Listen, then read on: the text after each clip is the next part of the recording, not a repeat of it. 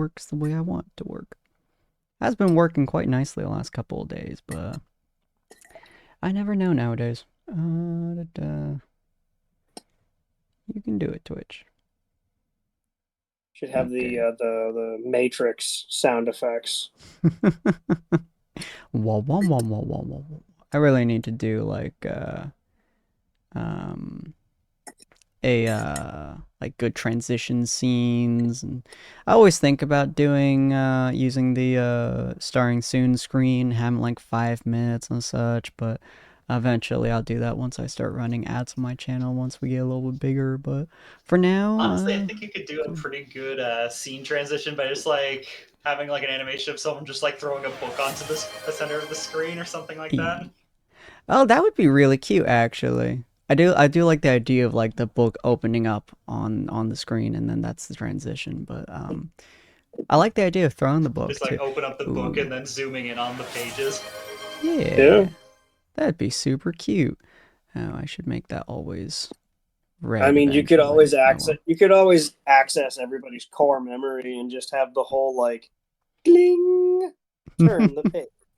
Or not red. I should make that like green or white, gray. Jesus Christ, what number colors am I thinking of? Am I having a stroke, guys? You can do it, Sin. Huh? Let's see. You However can many do it. colors you have depends on which box of Crayola you bought. Well, I ate all of mine, so not sure. Oh yeah, which one tastes the best? So I Definitely need to the go blue find one. something. Tastes like the sky. Anyways. Oh my god. All right. Hello and welcome, dear patrons, to the Tables of Tartarus, a chapter of Purgatory Corner. Today I'm your storyteller, Sinspeaks, and we shall be continuing the tale of Shifting Fates. Or, not Shifting Fates. Fuck me. I'm so used to I did that for 3 years. The continue a tale of Tyrant's Wrath. I did it for 3 years, guys. So hard to get rid of old habits. Anyways, Tyrant's Wrath is the campaign that we're currently doing. And today I'm here with Ania, or Storyestry, as well Hello. as Cyril, Gelmar, Hello. Dakota, Rue, and Sapphire. Greetings. Hello. Alright. So, last time that we were on Tyrant's Wrath, that's the right words to use. You guys had made it into Harmonious Haven. Let me activate that real quick for y'all. You guys had made it into Harmonious Haven after talking with the oh my god, Mayor. or not mayor, sheriff. That's the word. Yeah. After talking with the sheriff, and I think last episode was also the reveal, if I remember correctly. I'm trying it kind of separate a little bit and blends together a little bit on other hands, but I think it was yeah, you guys talking with uh Alice and then going to the sheriff and then doing that whole scene, which essentially you guys just kind of update him on the whole situation of the necromancers and all the other fun stuff involving that. And then after that, sorry, you guys, Ania stated that she wanted to attempt to hypervitalize the garden that was around her, or not garden, sorry, the Farms. farm. Thank you. I'm not sure why I thought garden there is too small, but she wanted to hypervitalize the farms that were around her, trying to give back to the community, especially considering how much just general irritation that they had towards adventure. She wanted to kind of mend the peace just a little bit. Oh, we have lost Rue. Oh, she's restarting her computer. Okay. Yep. That's probably why her audio was being weird. But she wanted to revitalize some of the fields, try and make that able to give back, essentially. So she went off to do that. Cyril went to take care of Fluffy to make sure that the carriage was all good and ready and prepped for their journey back to Harmonious Haven, while Gelmar and Rue went off to kind of figure out how to forage properly, getting certain bundles of potions, trying to make sure that all their resources were collected, some food and stuff over, berries and were collected for them to have the ride back home, as well as for future. You can turn berries into all kinds of long-lasting produce. And Sapphire went and collected a couple of bunnies, as well as a full-sized deer, using her hunting skills being a ranger. While they were doing that, Ania and Dakota were talking with one another inside of the farm. Ania has to spend 8 hours doing this process. Basically just staying there channeling nature magic into the ground to ensure that it gains its growth and wipes away any evil presences that may or may not have been there. As she has been doing so, it clears up a lot of stuff in there, but the two of them are able to talk with one another. As they're talking with one another, it's typically a kind of touch and go conversation between the two of them, trying to kind of almost like a 20 questions kind of thing. And the two found out that Dakota is a changeling, obviously, from just everything that's been going on so far, but also with Ania kind of poking and prodding and kind of asking a couple questions in the story of changelings and things like that. And then after that point, she revealed that she is also a changeling to him, which spooked the ever-living shit out of him. So they kind of ended the conversation very soon after that, just kind of like that's where we're gonna table that for now. And the two of them just kind of let sleeping dogs lie. And then after Ania was done with her casting, she had Jordan carry her back to the town, and Dakota very slowly followed. And then I believe she helped Sapphire carve a significant amount of the animal stuff, as well as took the deer head as well, kind of taking that as something to use later on. Then you guys took your journey back to Harmonious Haven. It was a long ride, but fairly uneventful for the most part. Just kind of trying to keep tune with one another, telling each other stories or small talk, whatever have you, just to pass the time for the several day journey it took back home.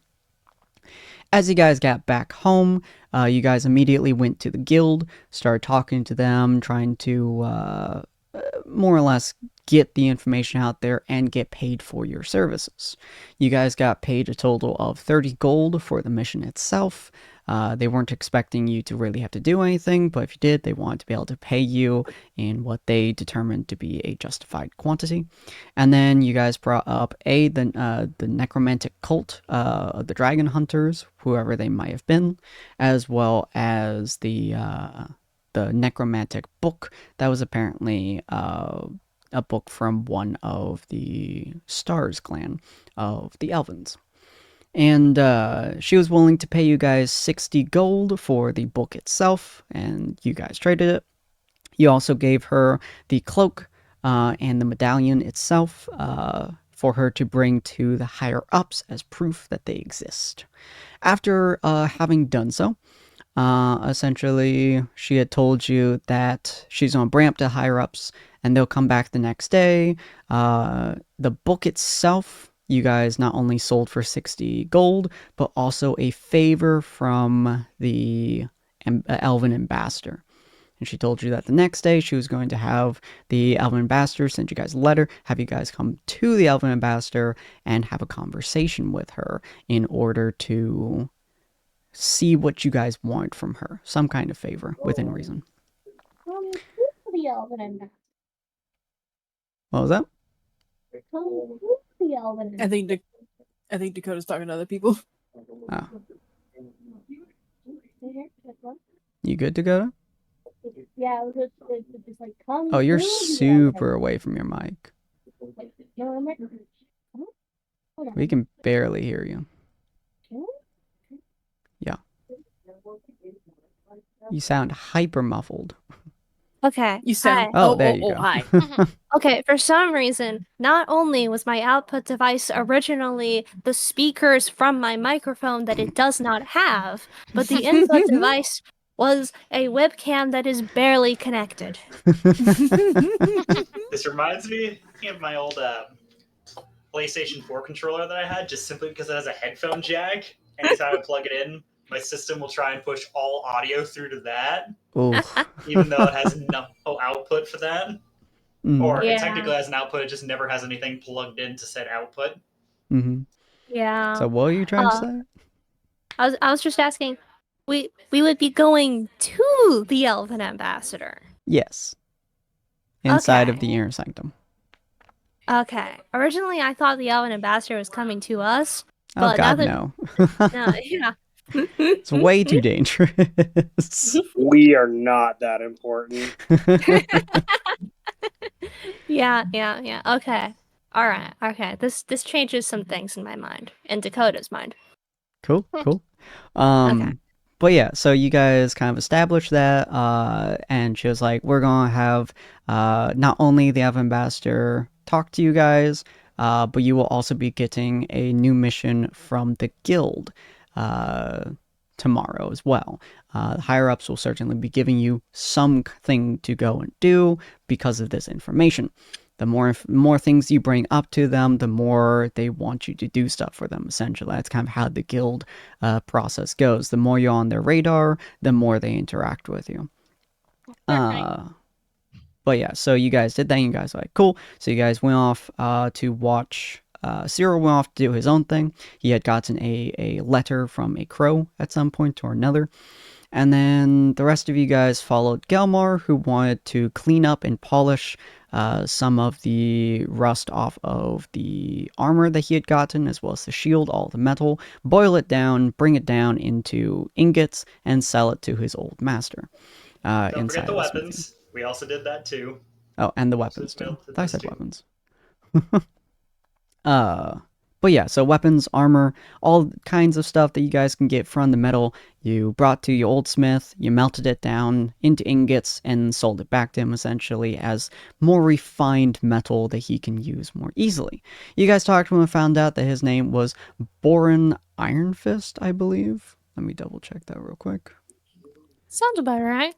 Da-da-da. Lauren, I can confirm is correct, but don't remember her last name as well.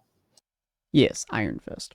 So, Borin Iron Fist. He was one of the members of the Iron Wayfarers, which included Ulrich Stormrider, the human leader, Cathara Moonshadow, who was the elven sorceress, Sylvana Nightbreeze, who is the elven ranger, and Varus Sunfire, who is the tiefling warlock, who Dakota stated that he knew, which was interesting.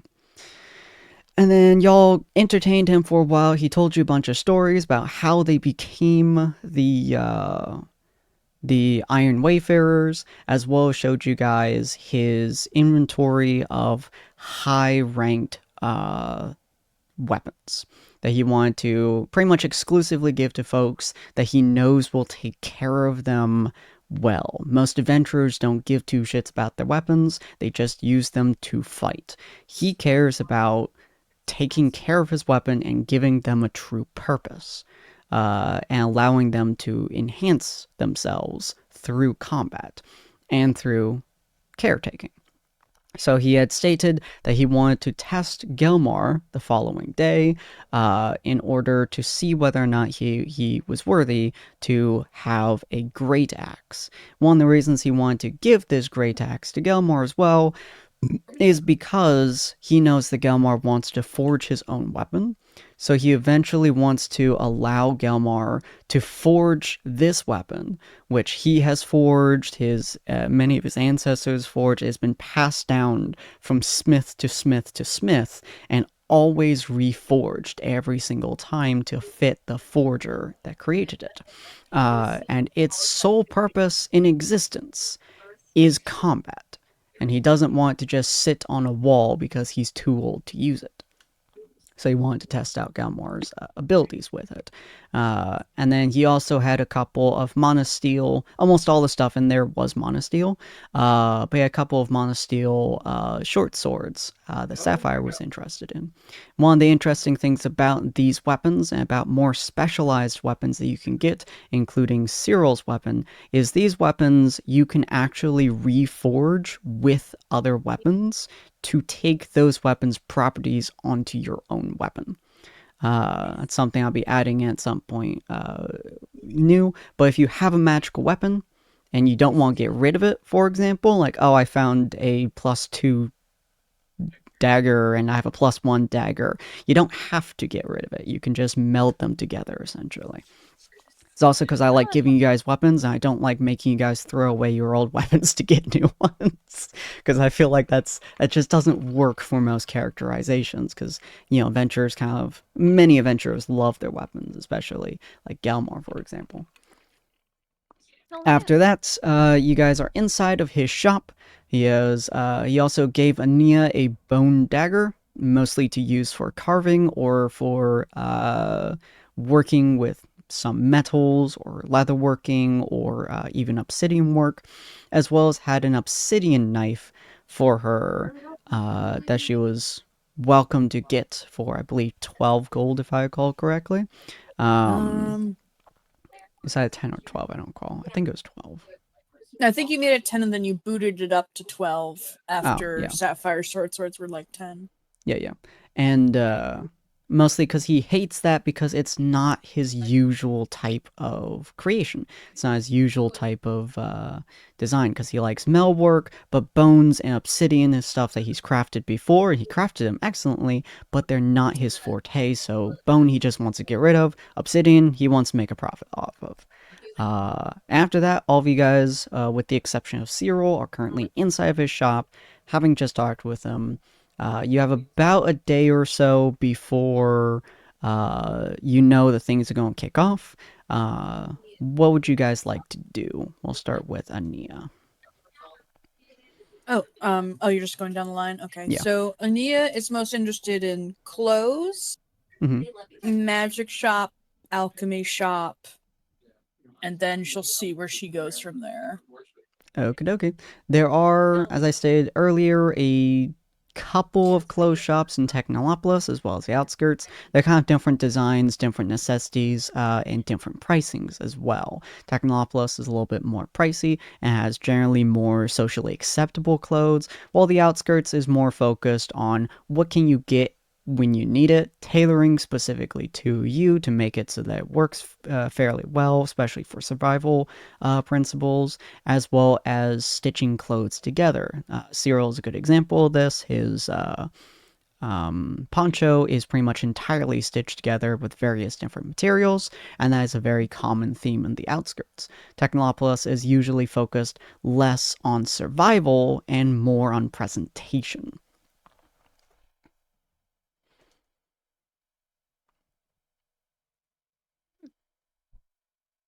All right. Is there a preference between the two of them that you like to go, or? I figure Ania will, I assume like everyone's going to go down the line. Mm-hmm. And then if people are all going to like a particular one, Ania will just sort of follow along. That'll work. Cyril, what would you like to do in the time that you have for the next day? I have a lot of errands I'm going to run. Mm-hmm. I am running over to Glimmer's shop first. Okay. To see if I can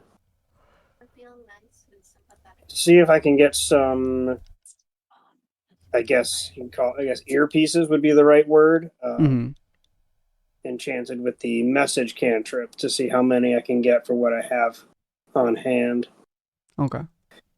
And then I have to run over to the market district over in the outskirts because I need to find an informant out there that I know is a thief, but is definitely hawking his wares from the previous night's escapades. Fair. Because I need some information. And then I think I was going to run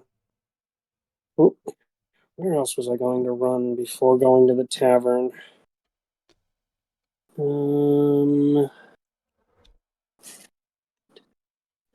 feel like you mentioned it. Right? Oh, well, no, that was the tavern, was the guards. Yep, tavern was the guards. I think it was just the guards you wanted to interact with. Yeah, because because if anybody went to the because I would need to go to the tavern in Technopolis to try and meet up with some of the staff from the Inner Sanctum to see if I can't pump them for some information, as well as maybe try to pump some drinks into one of the tech knights or the guard captain from the outskirts for more information regarding if they've seen anything, if anybody matching the description of the escapee has been seen. Like, I'm looking for rumors at this point. Okay. Gilmar. Oh, and real quick, since Cyril mentioned Glimmer's shop, I wanted Nia to check the bakery that got blown up later. So funny. I'll keep that in mind. All right, Gilmore?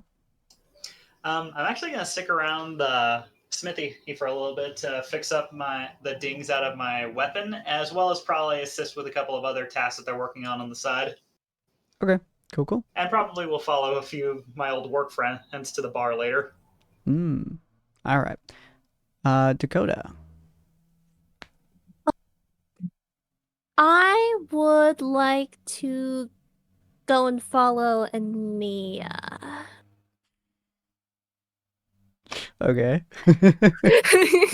Such a suspicious way of saying it. I would like to follow her secretly, but in broad daylight. Shopping buddies. Shopping buddies, do. Alright, cool. So you'll be following Nia for whatever she is doing at the time. Rue. Yeah. I had some things. I did get those little rings already, but they're not magical. I was interested in some things like magic tattoos. The idea of it. I don't know if it's possible here, of course, but like eventually, I guess. Like asking how or where we could get that done. Like I was thinking like either torch or a light tattoo, so that we could I could just use that instead of like pulling out a torch. Or I could like have like a magic tent or a shelter, so we could use that when we're going out. I like that. Roll me. Yeah. What's your stats on? Survival's pretty good. Yeah, roll me survival. Yeah. Moving around the town. Does anybody know this? Let's see. That'll work. So you're generally unfamiliar with a lot of different customs of most folks. It's just not something that you're generally super used to, because generally speaking, it's rare for you to encounter a lot of different customs aside from wood elf customs and farming customs. So as you're asking about these things, they generally point to the south inside this little area here. The reason they do is because the southern district here is a little less farmland style area and more semi-steppe climate. So a lot of it is a little bit drier, a lot of it is a little bit harder to interact with, and so on. And it's a little bit harder to live in. The reason that there's people living in there is because orcs love that terrain. So that section is almost all orc land. It's kind of where orcs are generally seen as a little bit more dangerous than a lot of the other folks, and so even in the outskirts, they're usually a little bit more separate. There's orcs almost all around the area. They're kind of a main defense point because they are vicious fighters. But this little southern bit here is basically a small campground of mostly just orcs, a couple of half orcs, and a couple of humans. Most other folks just kind of stay away from it because it's hard to live in. It's a little bit more rough and tough area, and orcs are generally quite dangerous if you piss them off.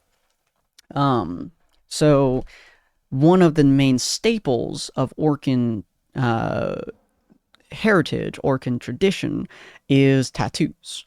And they are one of the very few races that don't explicitly work in magic. Like, elves are amazing spellcasters, druids usually incorporate a little bit of magic in their tinkering and stuff like that.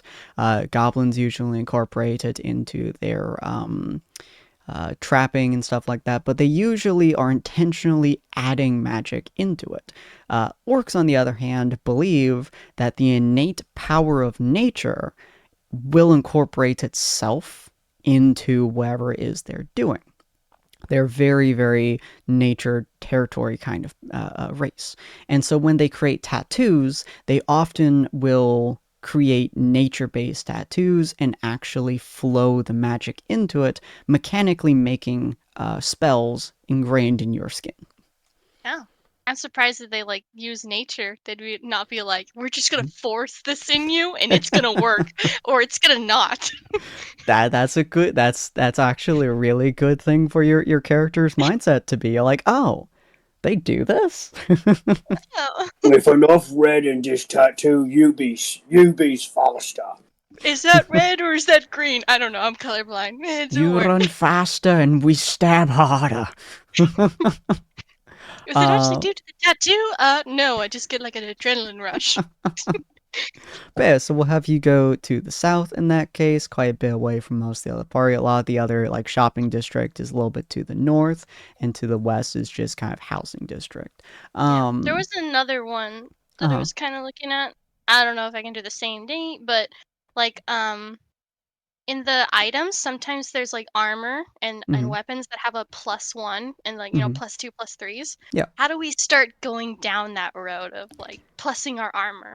So generally speaking, to enhance your armor like that, you will need to find a smithy that works with elven material, or an elf that has armor on hand. So elves can enhance materials because they are the main spellcasters. So most folks inside of the Shadowstar Kingdom who are specialized in enhancement magic can plus your armor.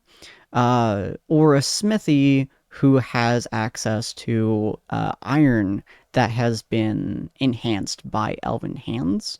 Those usually will turn into +1, +2, and +3.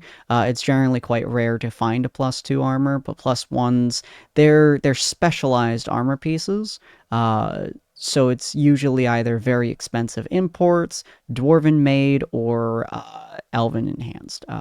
Just depends on where you'll find it. You won't really find much here. You might get a lead from the smithy in town, Boron Iron Fist, but that's probably the only way you'll find it right now.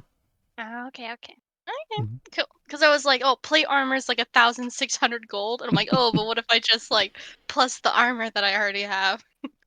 I hate the pricing of the shit in the DMG.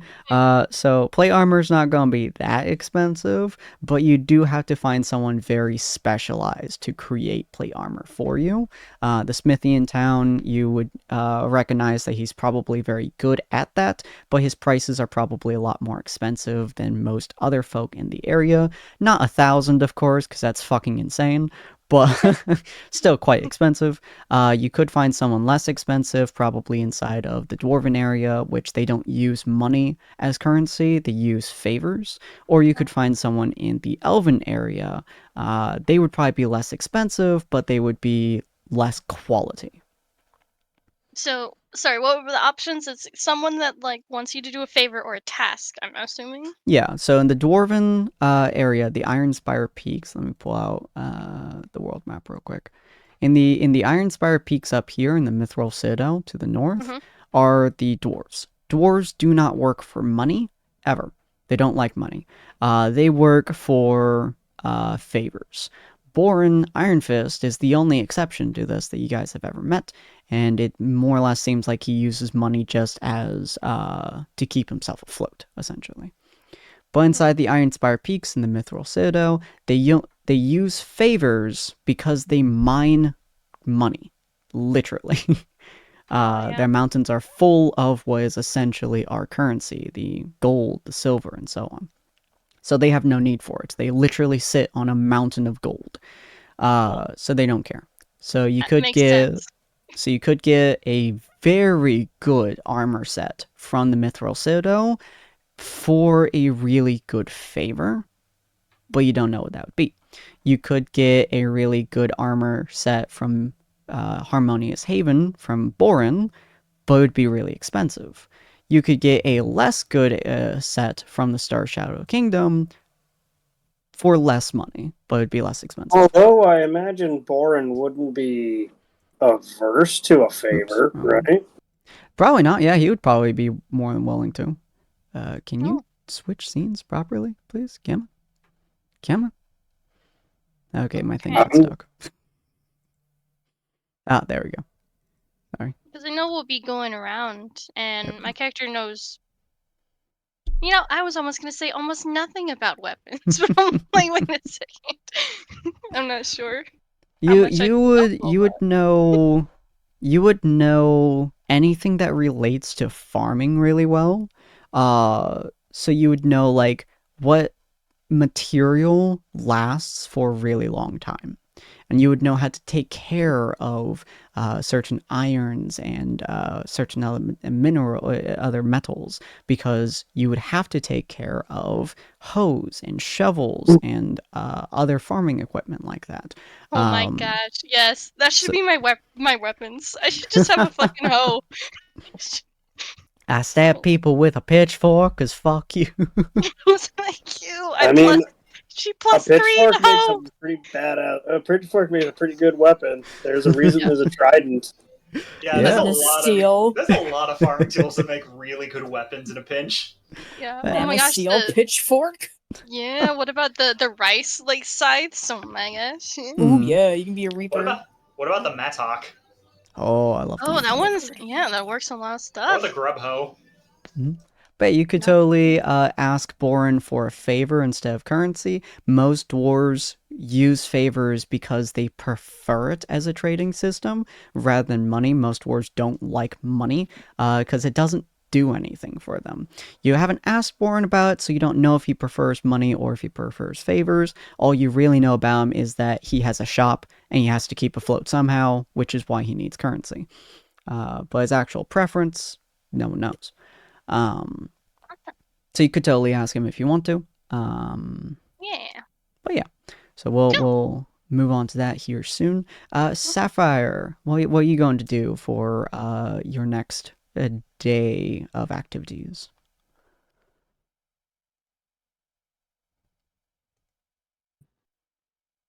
I was going to follow Ania as follow well. Ania? Yeah, shopping trip. Shopping buddies, do. All right, that will work. So we'll start off with Rue then, because her one starts off inside of the smithy. So you're in the smithy. Everyone's, aside from Cyril, is in the smithy. And Boren's there. He's kind of like entertained by the lot of you. Fairly certain he would want you guys to get going so he can continue his work, but he is staying there waiting in case you have any more questions to ask. So you're welcome to ask. Okay.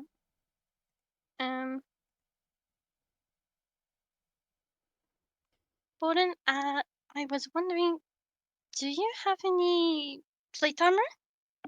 Plate armor? He kind of like looks over your general form, and he's just like, for a small girl like you. I don't remember how I did his voice. I think it was much lower. It's probably much lower. Yeah. I was really confused for a second. Huh? Is this Boren's cousin? Smoke it. Like, just like Yelmar just like looking up from the anvil. She's a strong one, or she's stronger than she looks. Believe me, she's outrun me on more occasions than I can count. He said, as in a slight grumble as he proceeds to start bashing the tool he's working on again. I'll go with a little bit lower voice this time. Yeah, it was like a really like low and kind of gruff voice, and then you kind of started slipping into southern toward the end of last session. That's right. Yeah. Grumpy. What are you gonna say, Rue? Oh, no, that was it. Oh, okay.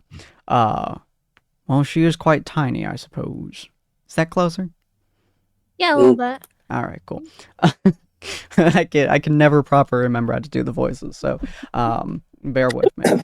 But he kind of like looks at he's a dwarf, so he's probably about like a foot shorter than Rue is, but he's built like a train, and so he's kind of like looking over General by looking at fucking Gelmar standing a foot taller than her, looking back and he's like, I don't really make armor, heavy armor for gals small as you. Usually it's much bigger folk like Gelmar, but I think I'm perfectly average height.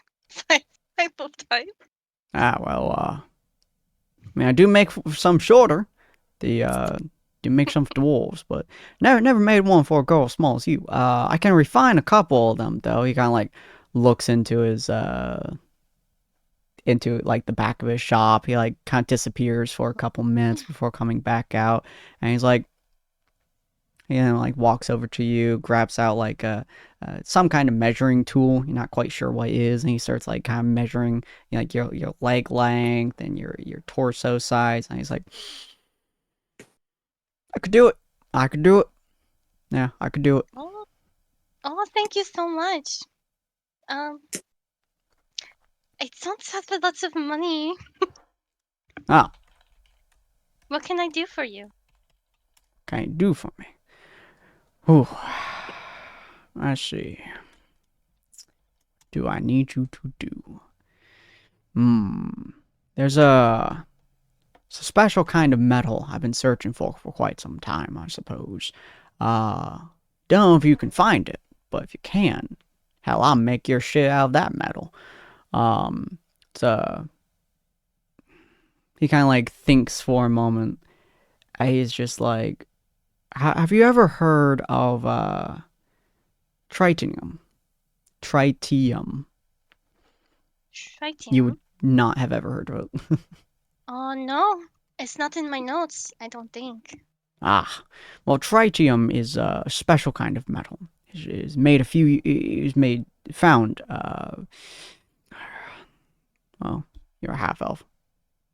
Don't know how to deal with tiny lifespans. Couple hundred years ago, essentially. Back when I was young. And it was found with the Elven. The Elvens found it while they were mining over on their side of the country, and they refused to give us any. It's quite insulting, I would say. We are the Iron Forge Masters, after all, but they have a whole storage of it, and it's said to be some of the lightest material, while also some of the densest material we've ever dealt with. There's a couple other ones that are a little bit more tough, like adamantium, or not adamantium. What the fuck was it called? There's a lot of different magical metals. Do you want like adamantium, orchium, mithril, cobalt? No, the one from Baldur's Gate. It starts with an A. Is it adamantine? Adamantine. Thank you. I knew it was close to adamantium. But it's kind of similar to adamantine, or mithril. But both those are way harder to find and definitely not suited for a plate armor. But if you can find me some tritium inside the Elven area, I'd be more than happy to take it off your hands and make you a full set from it. Unfortunately, elves hold on to it like it's a goddamn lifeblood. It's best of luck trying to get that. Oh. But if you find it, I'll make your entire suit out of just that. Oh. Thank you. I appreciate it. I shall do my best. to wiggle it from them. No problem. I can see that you are a, well, you take care of your equipment decently well, so I think it'll be a fun journey for me. Speaking of, well, while you're here, do you think it needs a tune-up? Ah, that's a good point. He kind of like grabs a hammer, grabs like one of the pieces of Rue's probably dented armor at this point, slams the hammer into it, and basically it pops out one of the dents in it. It just looks kind of good as new. He's like, there you go. Oh, thank you. I Yeah. didn't know how to get that one out. Yeah. What'd you get hit by? Freaking hammer? Oh, close. I think that was from one of the spars. Ah. He kind of slowly looks over at Gelmar. Don't look at me. I wasn't the one who was up against her. She was working alongside me. Oh. Impressive. Oh, I'll let you know. He was here. He's probably still here. Zero. I don't know. No, I'm off running errands. Yeah, Oh. you guys haven't seen him in hours. Well, he was here. Or he's around. So I'm assuming that you're going with your newfound knowledge of tritium. You're going to head off to the south, or head off to See the what town. the elves want with the. See what they want, and then I'll head off to the orcs after that. Cool, Side cool. quest. So you're gonna head off. You're gonna wander about, kind of talk to some of the general populace a little bit. And they all lead you to the same damn direction. Takes about probably half an hour or so. In the meantime, we're gonna look at Cyril real quick. So Cyril, you've been, you left the party while they went off to do blacksmithing stuff. Because your armor, huh? I said, Oh yeah, your armor is it's as good as it ever is. You've gotten a lot more dents and issues with it than you'd like to say, but it's fairly okay. So you head off. I'm used to it. Yeah. So you head off, and the first thing you were going to do was... I am actually going to go visit Glimmer first. Okay. Yeah, so you go and visit Glimmer. You come up to her general house and stuff, just across the street from the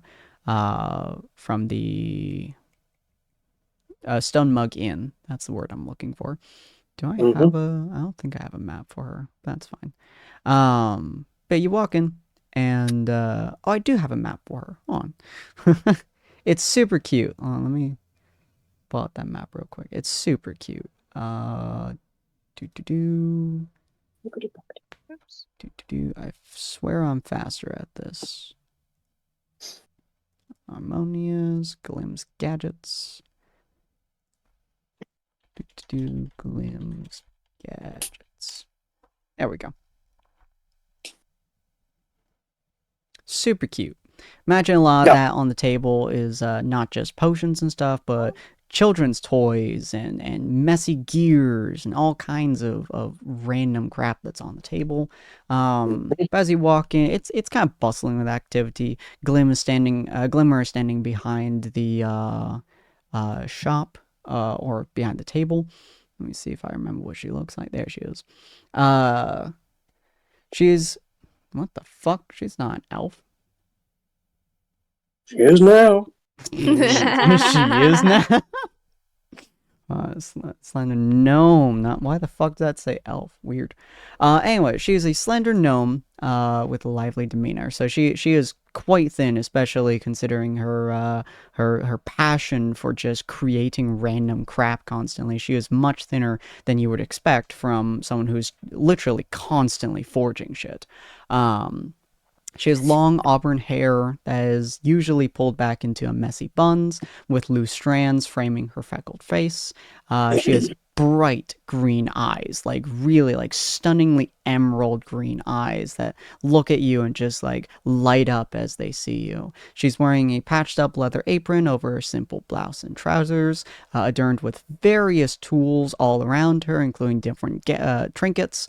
Some are like just little cat, what are the things on your phone called? Charms? Yeah, little charms and stuff that's Aw, like that's on so her cute. chest and on her waist that she'll randomly just like grab and start flicking back and forth as she's talking.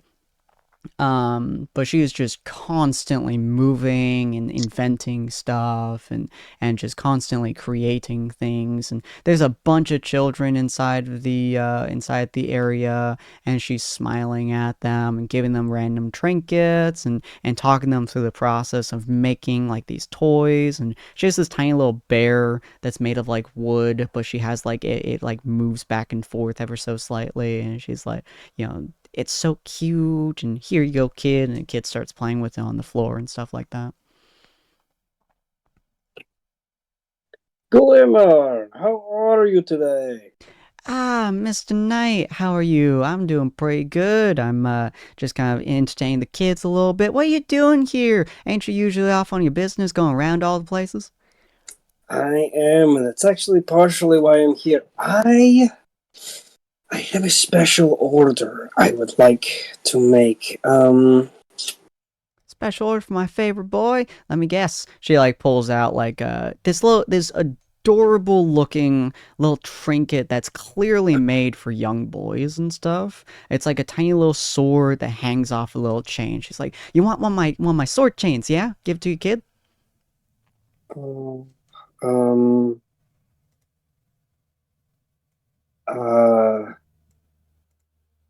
he kind of pauses, staring at it a little bit,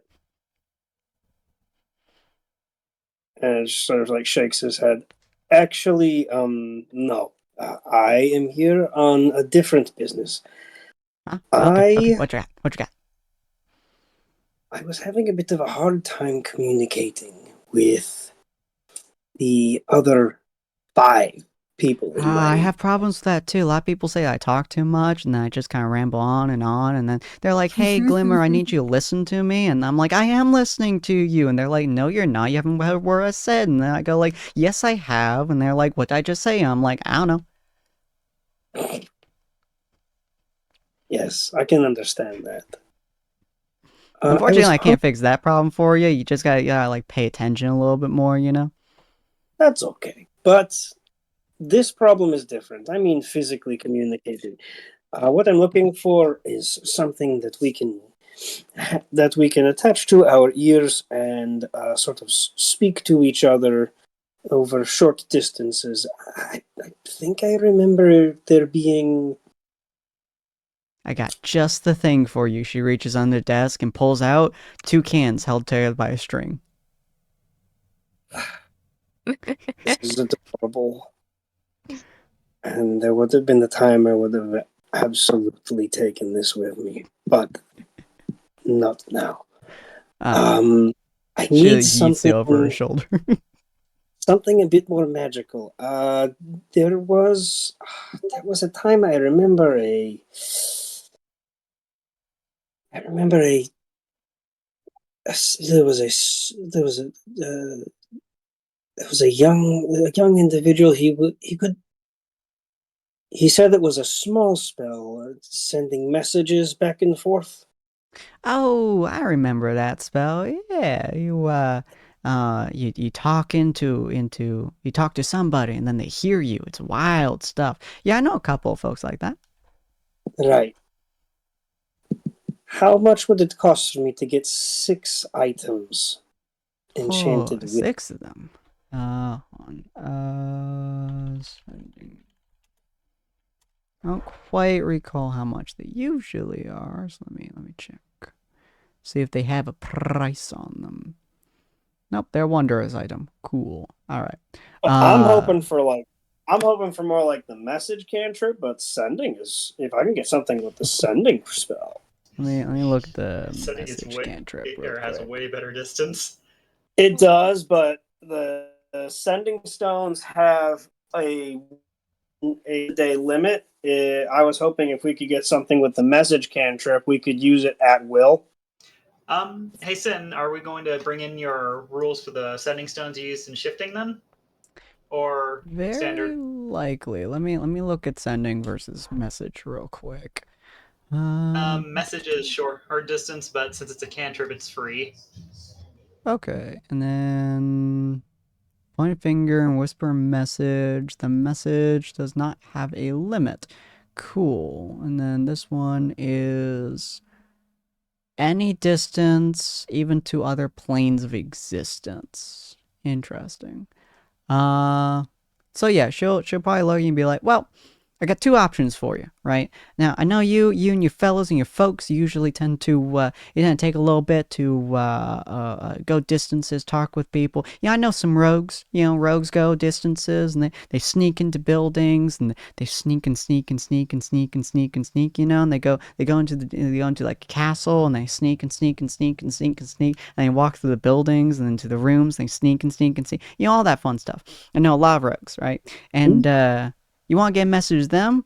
I got one that's a short distance. I got one that's a long distance, right? Long distance, a little bit harder, but you can talk to the rogue who sneak and sneak and sneak and sneak and sneak and sneak and see whether or not they'll talk back to you, right? It's kind of weird, but it'll work.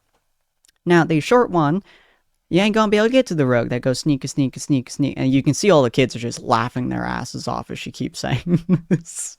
But you can listen to that, you talk to a little short distance, you talk with your cleric, you talk with your fighter friend, they're gonna stay close to you, they're gonna be real nice and quiet next to you, but you can talk with them, you can put to your ear and be like, hey buddy, I need you to go throw yourself at this wall, right? Real hard, just all full send it, like right into the wall, right?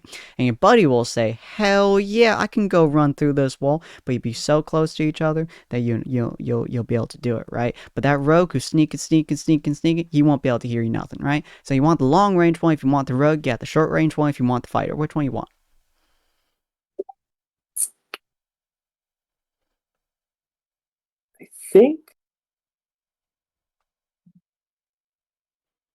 I think right now, for my purposes,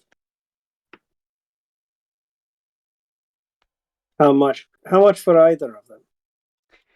Well, for the short range one, it's a little bit easier to get, a little bit easier to send. So I would say probably half a gold for each. It's a little bit easier to send messages, but it's a little bit shorter range, so it's not too bad. For the longer range one, I would say 2 gold each.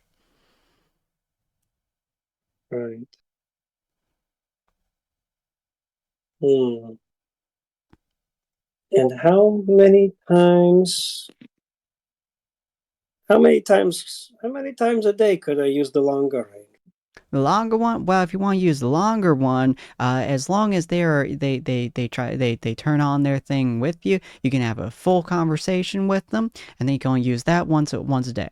But if you just send a message to somebody, you just go, hey, I need you to do this shit, go do it nice. She doesn't actually use shit, she uses a shoot. But do this shoot and keep going all the way.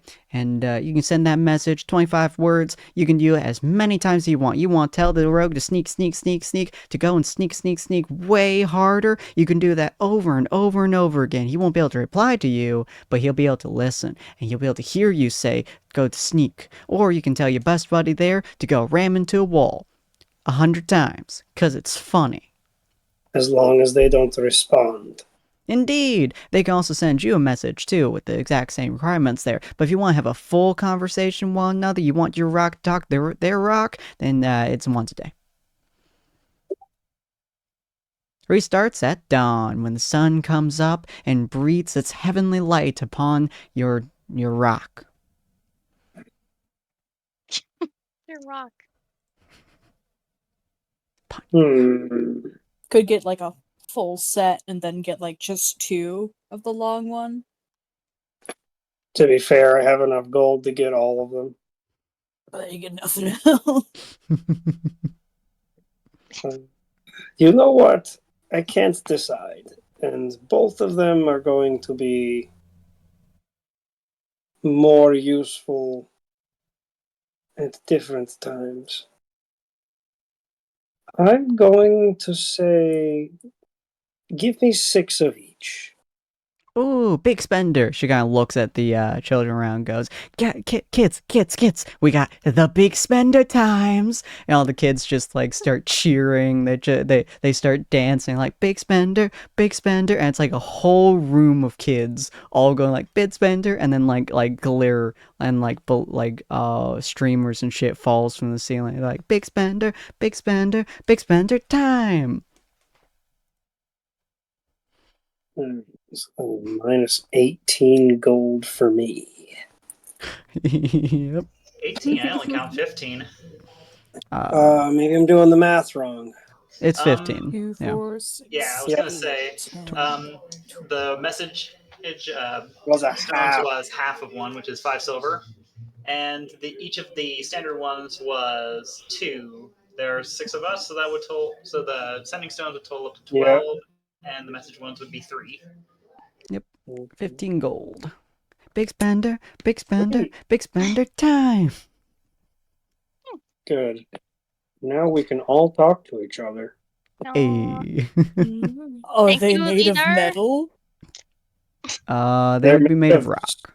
And then Yay! the hook itself would be made of, because it's earrings and stuff. I don't know what that'd be made of actually. It'd probably be made It's of. okay if it's metal. I mean, Ania will probably still be like, okay. Fair. I'm very tempted to just simply say Gilmar just like grabs a string and just ties it around one of his horns or something. That'd be adorable. Considering he doesn't really have ears. Yeah. It'd probably be metal. Yeah.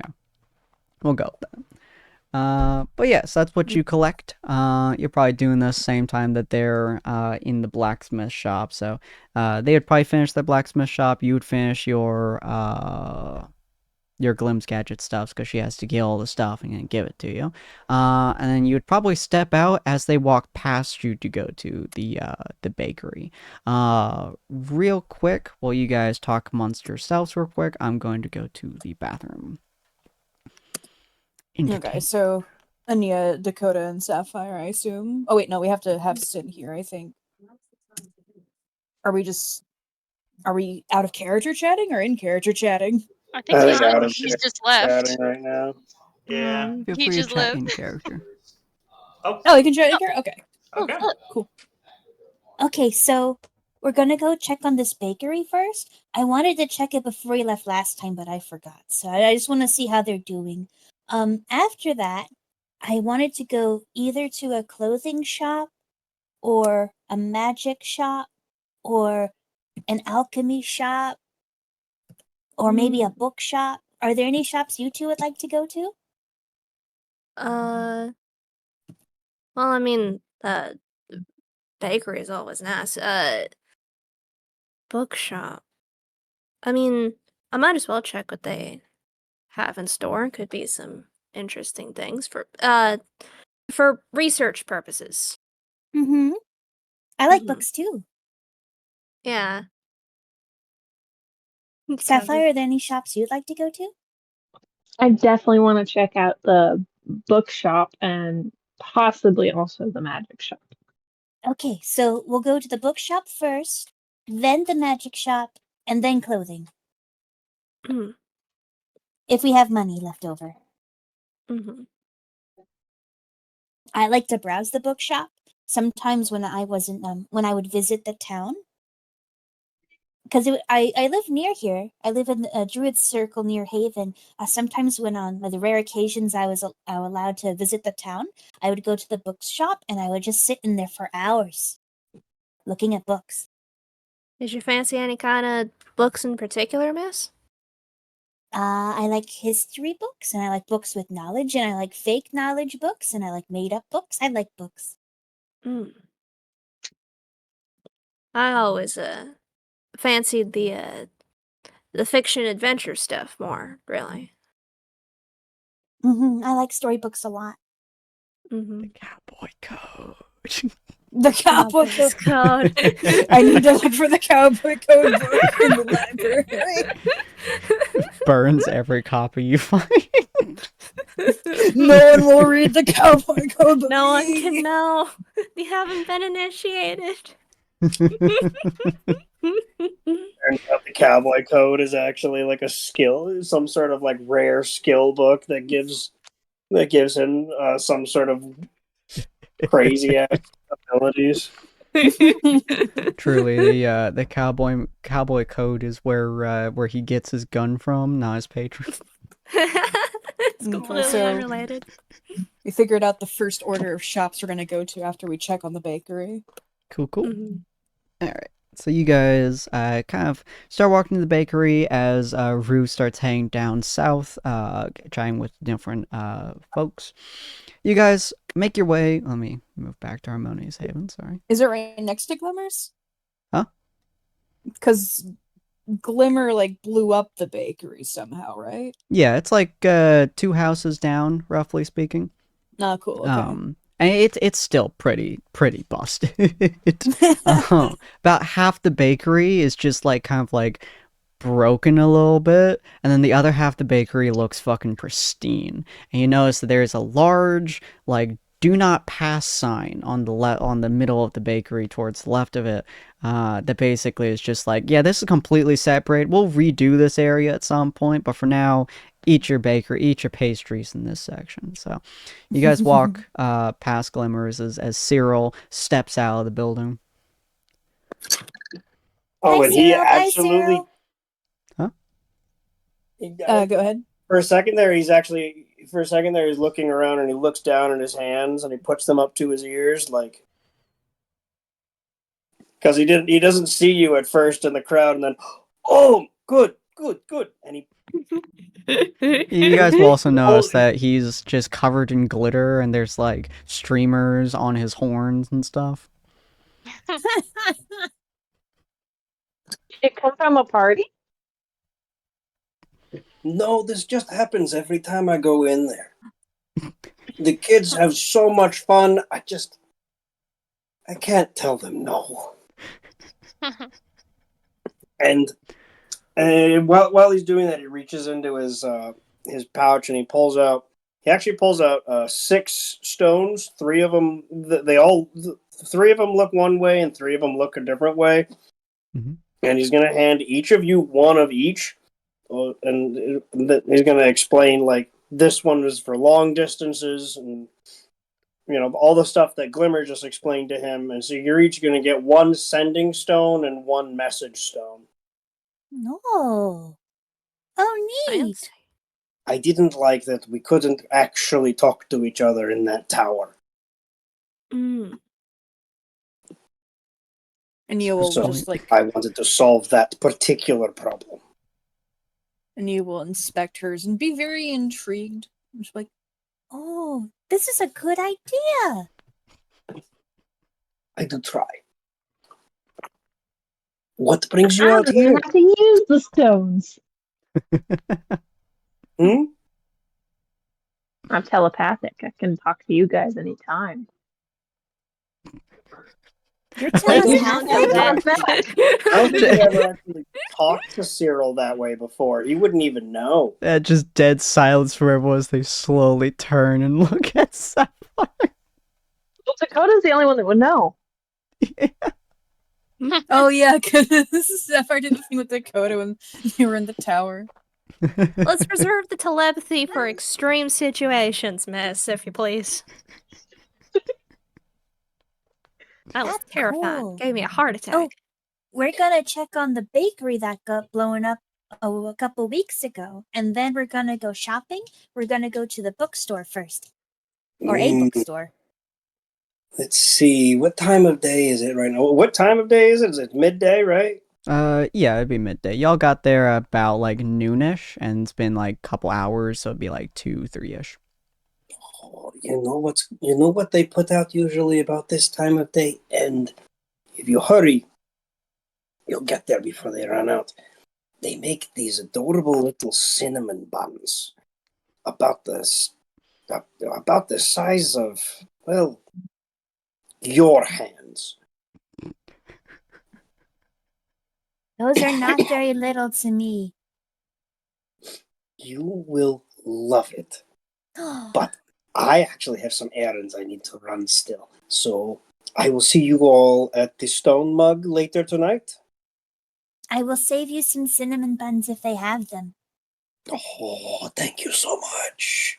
You just kind of see Dakota's eyes just like go slightly wide at the whole cinnamon buns thing before he tips his hat over and tries to look cool. The coolest hat tip. Do you want me to perception roll that? I love how you can see the age difference between these two right away. Cyril has no problem being excited about them. It's just like the dad that had like 4 kids, and he was like, I can't be embarrassed anymore. Yeah.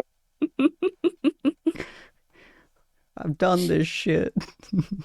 Dakota's like that teenager is just like, nah, I can't let people know. Of you later tonight. When I see the rest of you later tonight, I will hand out the remaining stones, to Gelmar. And wait. Yes. Because Sapphire's not with you guys right now, right? No, Sapphire with is, us. Rue's not. Oh, it's Rue wasn't with you. Okay. Mm-hmm. So I hand out the remaining ones to Gelmar and Rue, and then we will all be able to talk to each other. Yay! But I will be seeing you. And he just sort of like takes off. He's so takes fast. off at like full speed, heading over towards the outskirts. Bye, Cyril. Say yes, sir. And then he will go back to the bakery. Nice. As you guys head to the bakery, it's honestly just a very plain bakery. There's a couple of folks in there. No one particular note as the food in there is not super expensive. It's like 1 silver for almost all the different foods. It's like a silver each. A little bit more expensive than most places, but they are a specialized food service, so their stuff is usually of higher quality. But yeah, the cinnamon buns are like each a silver, and they are fucking immaculate. So good. Nice. So feel free to get as many as you'd like with however many silver you'd like. And then yeah, you guys would move on from there towards the bookstore. It's a little bit of a walk to the bookstore, about 20 minutes or so. Just to get kind of up there, because it's quite far to the north, a little bit further than most of the other shopping areas. They seem to be purposely out of place compared to the rest of the shopping areas, and you notice that a lot of people go into there. As you all enter the building, it's a fairly nice building. Is equivalent to a library essentially, but it's just a bunch of different books. And there is an elven lady who is in there. She has glasses on. She has brown hair tied up into a tight ponytail, and she's actually quite small. She is probably about 5'8" or so. For an elf, she is quite small, and she is very, very, very thin. And essentially, she's trying to make herself as small of a person as possible while standing behind the little desk area. She looks up as you guys enter. Hello, good day. Oh, hi. How can I help you? Is it okay if we just browse around? Oh, absolutely. We don't get many visitors, so feel free to look around and let me know if you need any help. Thank you. Do you have any books on the cowboy code? Dakota just like snaps his head towards you. How dare you? Can't just say that.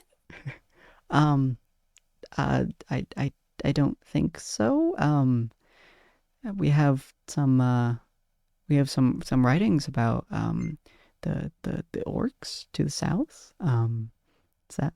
Do you want that? No, thank you.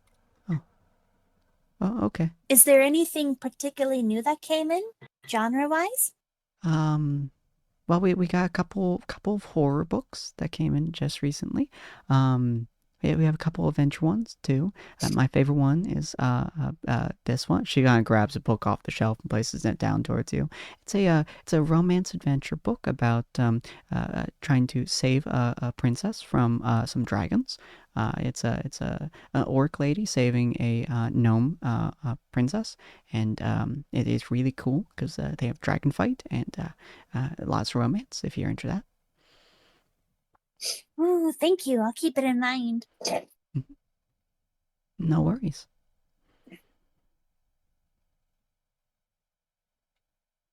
And the other two?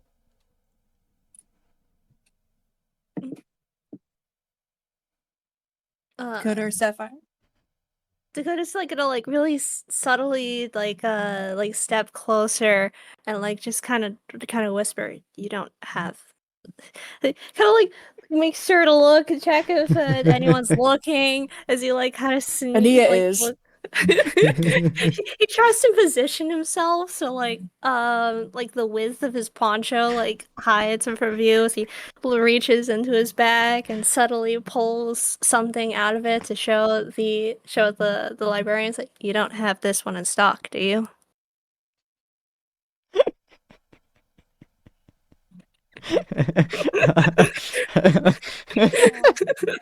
My mental picture of that is so stupid.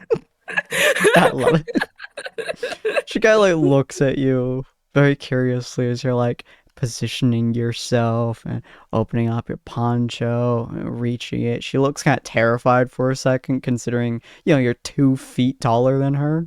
And you like reach it, you kind of pull it out a little bit. She looks at you very confused for a moment, and then she's just like, oh, that one. We don't have that in stock at the moment, but we are going to get the first book a couple days from now. And it's coming in from Starshell Kingdom. It's not very popular. I'm surprised you have a first edition copy. It's really impressive. We don't see many of those copies nowadays. Usually we see second editions or third editions that come in, but most of them come from Star Shadow when the Kankus are finished editing them, or not editing, but copy them. We usually get a couple copies over. Dakota nods, shifts, he carefully puts it back. Like steps back and nods and is like, "Thank you kindly, miss. Good to know. Good to know." Yeah. If you ever want the full series, I can put them on order from Starshell Kingdom. I've already read them all. But thank you. I'll make sure to keep it in mind if I ever want to peruse them again. It's absolutely smart. Oh, yes. Oh gosh. Whoa. Oh. Didn't pull back on that one. You're luckily Ania's eyes aren't advanced enough to have X-ray vision yet, so she couldn't see past the poncho. Oh my god. Sapphire, do you have any questions to ask her? No, I'm just here to browse. Oh, okay. Yeah, she just kind of nods and smiles and slowly goes back to what you just kind of looking through some of the books and labeling them, and very meekly like being as far from the desk as possible. Okay. And you would like to look for 2 things off the bat. Mhm. 1, any books about metal boats. 2, any books about the elven tree, the big tree. Ooh, interesting. Okay. Roll me 2. Ooh, I want to say investigation. Hold on. Perception is for general looks. Investigation is more specific. Yeah, roll me 2 investigations. Okay. 1 Okay. Two. It's for a metal boat, and that is for wow. No. I rolled once. Apparently. Wow, the dice really, really were like, this is the story we're telling today. You know what? Fair enough, dice. Fair enough. So as you're looking around, you kind of look in the nonfiction section. It's kind of separated into genres, but also general fiction and nonfiction, and then kind of genres within that. So inside the general fiction section, you're looking through the areas, you're not really finding a whole lot. There's a couple stories about boats, but it's usually children's stories, and it's usually funny stories about, metal creatures turning into giant boats or something like that, like purely fictional creations, which are more told to be funny in fantasy than in any grounding of reality. As you're looking through the nonfiction section, you do find an old folk tale that's only inside the nonfiction section because it is a heritage culture story. So it's less fiction and more heritage, if that makes sense. Culturally significant. Yeah, culturally significant. And it is a elven story about the what would I call it? Hold on, let me double check my notes, make sure that I'm not thinking about the wrong one here real quick. Is that yes, okay. Is an elven story about was essentially the boogeyman. Specifically, the boogeyman when you're asleep. Is a story about a couple of folks who are fishermen. They were out on the sea and they were fishing for a long time. They came back in after a good long day of fishing, and they had a very good haul. It was a fantastic day. But the fog started rolling in. And after, I'm fishing for a couple hours, the fog rolls all the way, they get a little bit tired, they head back home. As they get back home, they get ready for bed, they tuck in, they feel this need, this desire to get back outside. So they get up, they put on their shoes, they head outside, and at their docks, they see this giant metal ship. It is something they've never seen before. It has the same style as a military boat, but there's no wood on it. It's just sheer metal, sheer shining metal inside this foggy, misty area. Then the story continues of them getting onto the boat and them feeling the absolute desperate need to sleep. So they get onto the boat, they curl up, they fall asleep. And then the book kind of continues the tale of them waking up again and walking around the boat and hearing all kinds of strange things. And the boat seems to be longer and wider and bigger than it should be. And eventually, they fall asleep in their dream as well. And then the book abruptly changes to outside of the boat, on the shore, as the boat has drifted off the shore. And it simply says, as the final lines, if the boogeyman comes to find your way, don't sleep on it. Got it. Thank you. Mm-hmm. And then for the tree, you do find, it is much easier to find. There's quite a few books on this tree. The entire Elven Forest, the entire Lycian Glade, is consistently researched by most Elven, what are they called? Agriculturists, I guess. Whatever the term would be for that. They're constantly trying to figure out how the forest functions the way it does. And usually they say that the tree has a bunch of magic inside of it, is easily one of the largest natural magic sources on the continent. And it's generally viewed as a holy relic to some degree by most wood elves and a lot of druids as well. That's why a lot of druids make their pilgrimage to it. Is there anything specific you're trying to look for about this tree, or? Give me time to think of it while you check on the others. No problem. Botanists. Yes, that'd be the word I'm thinking of. Dakota.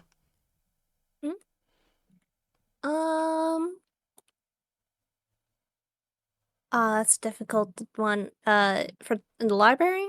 Yeah. Okay. I guess I would. Okay. I guess I would try to like kind of like follow in Nia, but like also maybe if I'm like looking for anything, Dakota might see if he can find anything on like the Yuan Ti, but yeah. Okay. That would be one of the easiest things you can find. They're all myths. So there's an entire section dedicated to the myth of the Yuan Ti.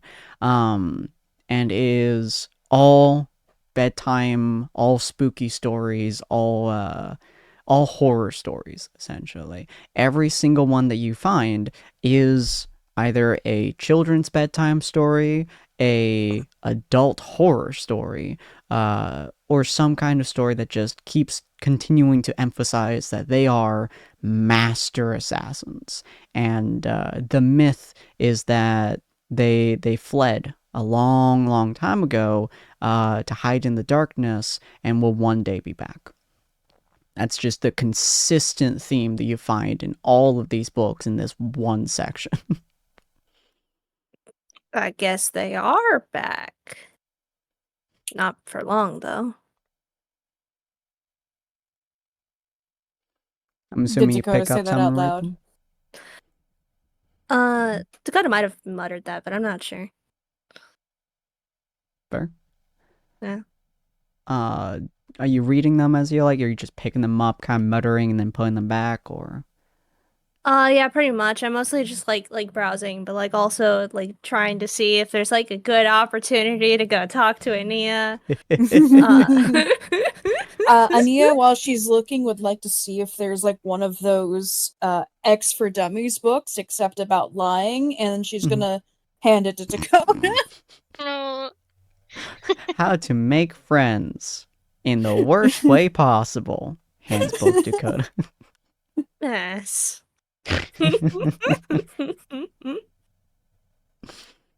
How to befriend anyone without the spell. Alright. Just kind of like narrows his eyes. It's just like, you trying to say something here? Maybe. Like a kid's book, so you want to be a secret agent.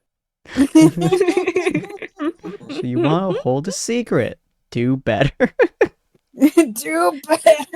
I'm just imagining like Nia like obviously hands that to like Dakota is like a maybe like a passive aggressive thing or something like, and Dakota just like shakes his head and just like and then he puts it in his bag. Alright, I'll take this. Then let me just read it now. Alright.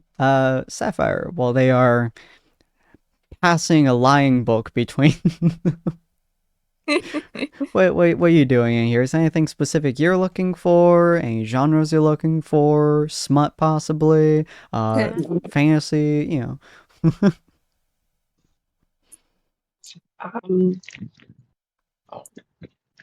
I'm in a phone call.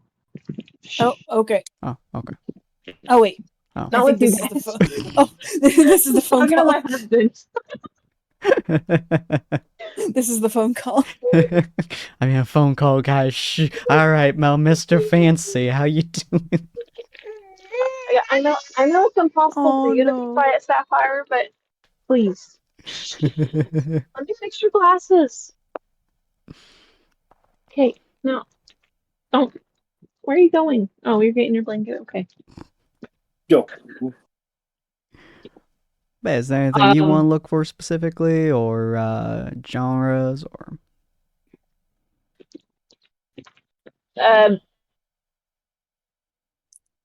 No, that's my phone.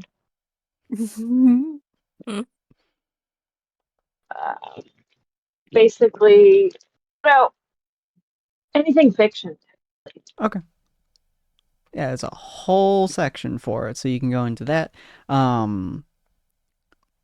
There's probably horror books. Obviously, there's romance books. There's romance books about a lot of different species, too. So some are much more interestingly illustrated than others. And then there's mysteries, magical mysteries, low magic mysteries, etc., etc.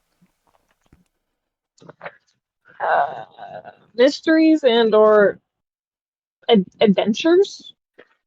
That'll work. Actually, I have a very funny thing. Roll me investigation real quick if you can. Yeah, just a second. Can you look up my stats so I know what I'm typing? Yep.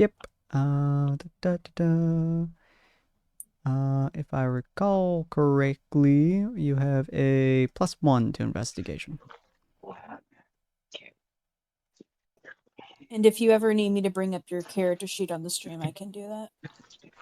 I have it up on the Prism app. I don't feel like switching between apps right now. Understandable. Very fair. My daughter's diaper, so Fair.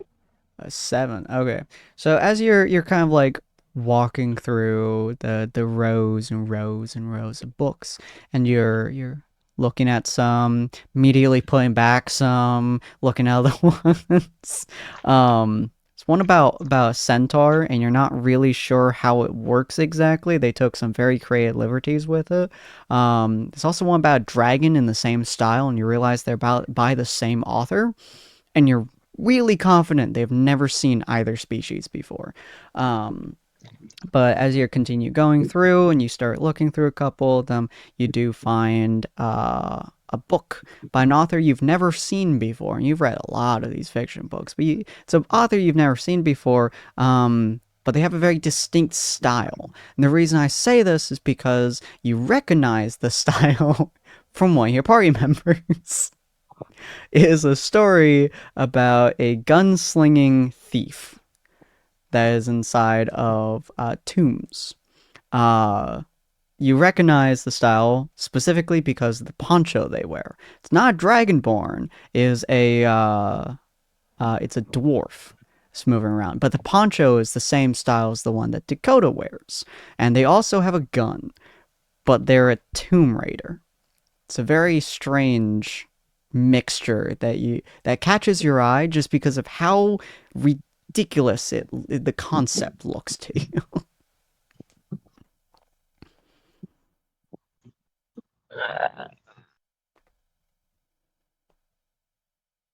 okay. I pick it up and take a look. Cool. Is pretty much just that. The book would be called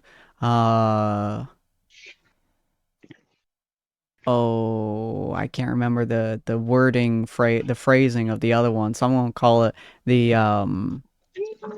Daring Adventures of Gunsteel.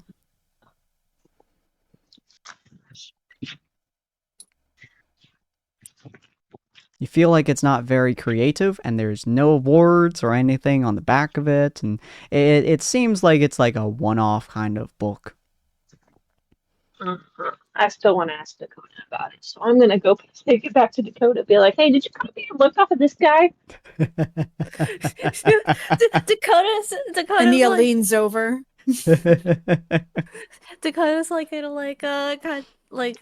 start to turn around. His like non-existent eyebrows are kind of raised. His like eyes like go wide, but like just like what the what is that? Hold on, let me take. Hey, can I have that for a second? Sure, here you go. Pulls out gun, shoots. Okay, what does Dakota make of this? Same author, Same poncho design. From what you can tell, it's a little bit older than the first of the stories that you've read. Definitely where the poncho style came from the other ones. But yeah, no, this is crap compared to what you read. This is terrible. It's definitely a one-off story. But it's so stupid when you're reading it. You're like, what the fuck? What the fuck? How did he write this? Same author though. Must have been a spin-off. Dakota's just like, all right, okay. No, it's nothing much. Must have been someone trying to follow the cowboy's code and failing. He just like hands it back to you. So the character's not someone you're copying. No, definitely not. you can see like a sort of an almost snide look, like this man. Are you gonna buy it? Ania will say to Sapphire. I'm kind of intrigued. I think so. If you don't, I'll buy it. Damn, everybody just sweating Dakota today. Oh my gosh. Dakota's just looking at you too, just like, why? Just wait, Gelwar's got something for him later too. Let's pick on Dakota Are you laughing? As you kind of bring it to, I assume bring it to the desk to buy it. The lady looks at you and she you're absent. She's like, oh, I know this author. Dakota was just not Dakota. Your friend over there was just asking about this author. Really? Was he? I was not asking about that book, but Oh no, this is one of his least favorite ones. No, the author made this one and then he scrapped it entirely because it was so bad. You can see some of his work. This is the first and only edition of this book that's ever released. In fact, you can actually, if you try selling it to some people, they will actually give you money to keep it. why would you even write a book about that character? I don't wanna He's do just that. starts like muttering Stop. to himself, just like, why? Wasn't even a good freaking. What are you gonna say, Sapphire? I was talking to Sapphire. Oh. Other Sapphire. Another Sapphire. I did The find original. out the original. But she's just like, well, I mean, I don't know why you would want this. It's a good book. Don't get me wrong. I mean, the word choices are terrible, and I mean the style is weird, and I mean the character. It's just nonsense. But it's a really good book if you like. Like bad books. Yes, I love bad books. This is one of my favorite bad books. It's terrible. I mean, I can sell it if you want it. I mean, I don't know Sure, why you how want much? it though. Oh, it just three silver. I don't think I can. I don't think I can legally sell it for more than that.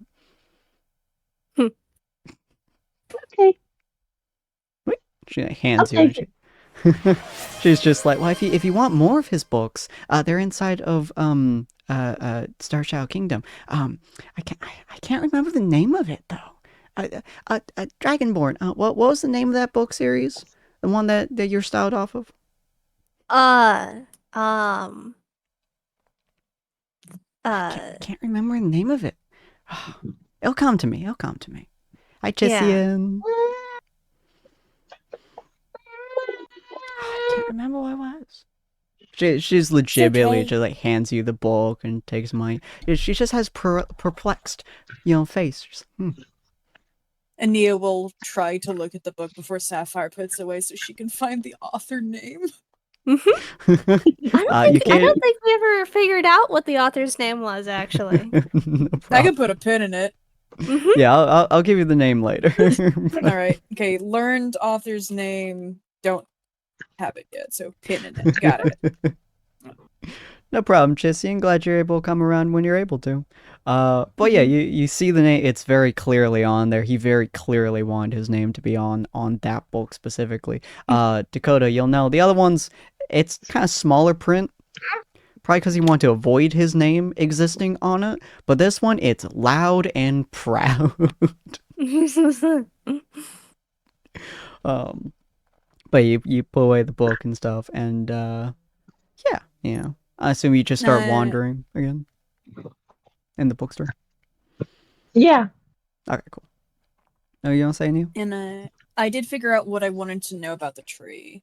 Okay. Ania's going to look for anything specifically about if there's anything under or in the tree, such as if it's hollow.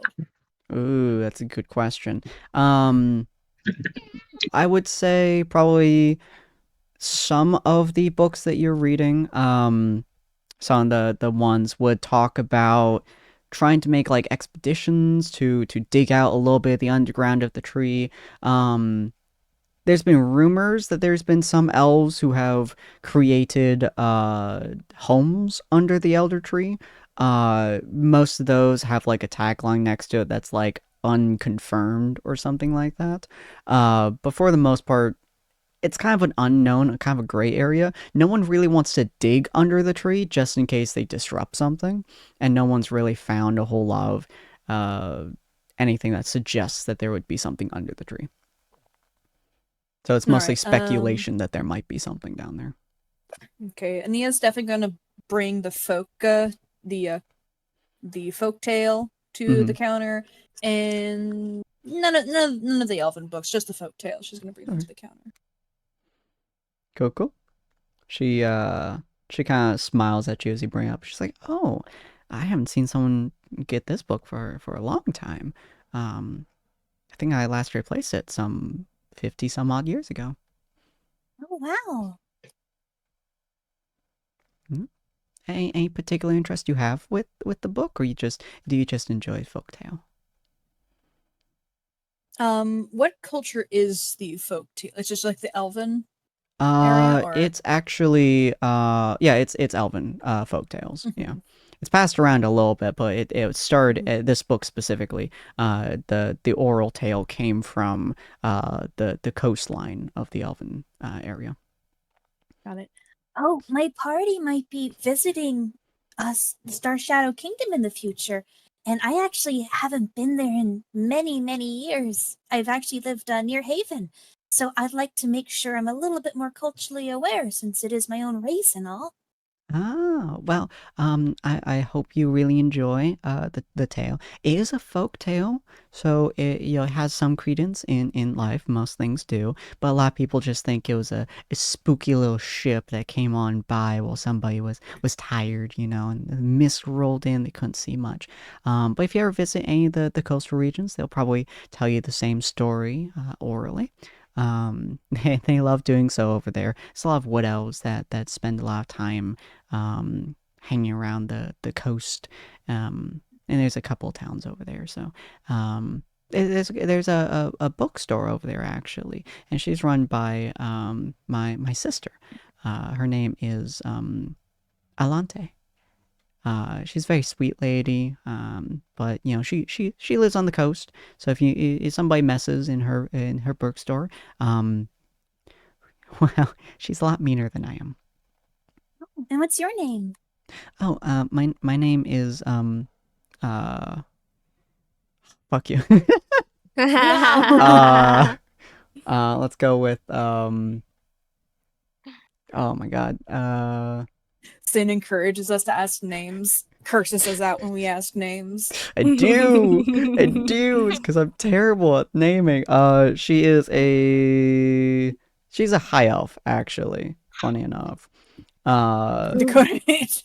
Yeah. I mean, you don't just have like a list with thousands of NPC names. God, I wish. No, I'm gonna say her name is Arisnia?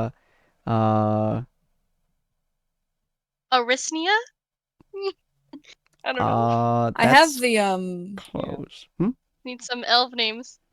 Yeah, I have like the elf name thing that I got my name from if you want to use that. There you go. Oh yeah, sure. Thank you. Let me go with a very, very simple one. Oh, I don't know. That one could work. That one could work. We'll go with Claw, Clawnin. No, that sounds more Clawnin. masculine. Shit. Seinen. Claudia? Seinen. Oh, no, that works. Seinen. Yeah, Seinen. I Seinen. like Seinen. Seinen. Seanin. Oh. Yeah, Seanin sounds feminine to me for some reason. Got it. Yeah. So that's what we'll go. But she's like, I'm Seinen. Nice to meet you. You've been It's very nice to meet you, too. helpful. I'll be I'm sure to glad. say hi to her if we go that way. Thank you. She doesn't get much company because, coastal region and all that. If you do see her, I haven't seen her in many years, so. Is there anything you would like, if we do go that way, do you have anything you would like us to bring her? Oh, she starts like rummaging under her desk, and she pulls out a tiny letter, and it has like a wax stamp on it, and it's like really pretty. And she's like, "Here you go. We don't talk to very often, so here's a letter I want to make sure she gets." She'll take it and then look at it a second. Like, is there like a postal service? Would normally someone send a letter like a different way, or is there just no like messenger runner? It's like no messenger. You either have to meet the person, or you have to convince someone to take it with you and hope that they're a good enough person that they will. Okay. Usually people Okay. send out multiple letters for this reason. Okay. All right. She works go at the Star Shadow Library? No, she works on Oh. the coastal region. Right. Yeah, she works in one of the bookstores over there in one of the coastal cities or coastal towns. Mm-hmm. If we don't go that way by the time we come back from our next quest, I'll be sure to give it back to you if we end up going somewhere else entirely. Oh, thank you. I have a couple of them, so if you end up if I'm not here by the time you come back and you have to leave, no worries about it. Roger that. And how much is the book? The book's only like probably a silver because it's folktale. No, it's even cheaper. Nice. Okay, Yeah. let's grab it. All right, Nia's done in the bookstore. Okie dokie. She'll probably follow Dakota around. So Sapphire's just kind of meandering, looking through some of the books in the fiction, and Dakota moves over into the non-fiction, and Nia's following him as they look through. Yeah, there's not a whole lot of people in this small store. I just like the idea of just like Sapphire just like having a good time while there's this tense air between India and Dakota.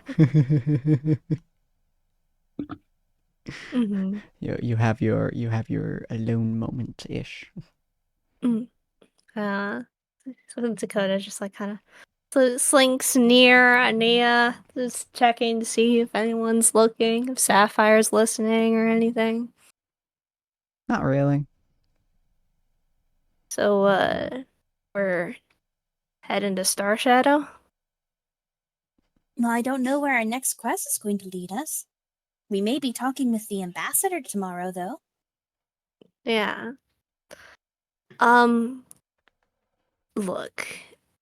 Mm-hmm. I don't think I can meet the ambassador. Okay.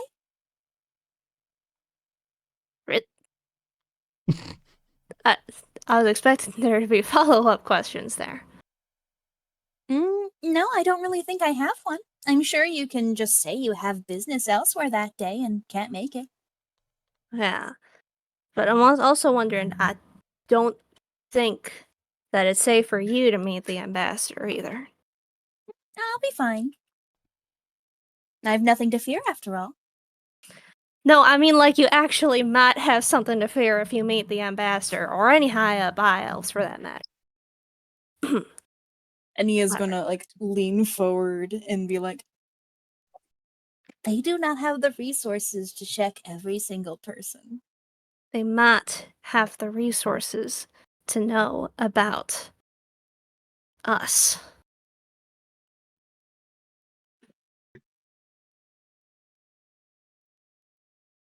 and do I know anything about where the ambassador lives?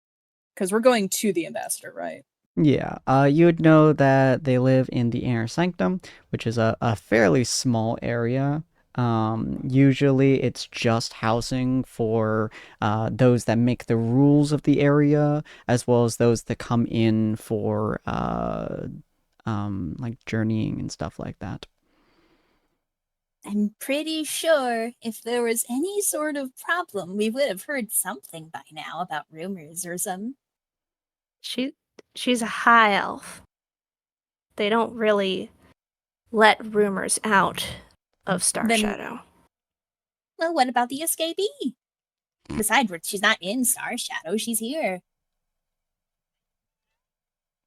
Dakota goes silent for a moment.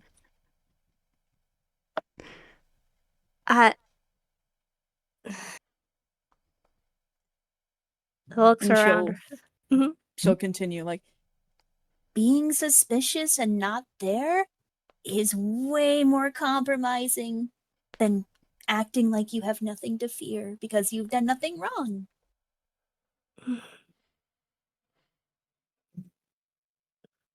The high elves they're trying to find people like us. They want. I know. And her like a little bit of annoyance sneaks in. But if they find out who you are, and I don't know if they can or they can't, then they'll be after you. They'll be after me. They'll be after anyone they can find. I am very aware, more aware than I think you're giving me credit for. What are we gonna do? Well, you are going to do whatever you would like, including not going, and I am going.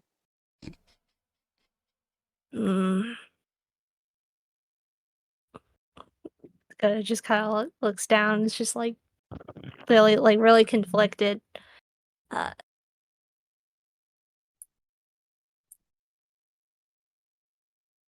Okay, I actually have to think about what to.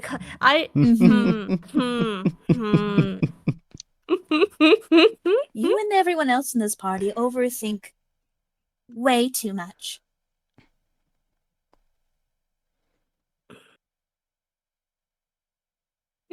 Which is really impressive. No, she starts to say more, but she just leaves it as it's really impressive. It is exhausting. But spent my entire life trying to be free. I just don't Nia want. will like raise a hand, like, I don't think this place is as safe as you think it is. Is it anywhere safer than? I mean, well, out in the field was extremely safe, but not here.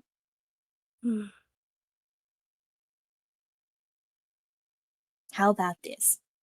We can go to the inn after everything, and maybe we can go have a walk around the city or something, and then we can talk then. Okay. That sound good? Yeah. All right. Also, by the way, that book is not really a good use of your time. It's really not the greatest introduction into that particular author. Oh, don't worry. I'm not reading it for the material. I'm reading it for insights. Insights into what? Isn't that funny? Wouldn't you like to know?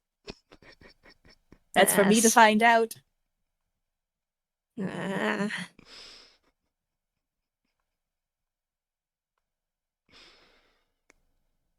I found a book about the boat. Oh, the metal boat? Mm-hmm. I'll share it when we go to the tavern with Cyril. All right. That sounds good.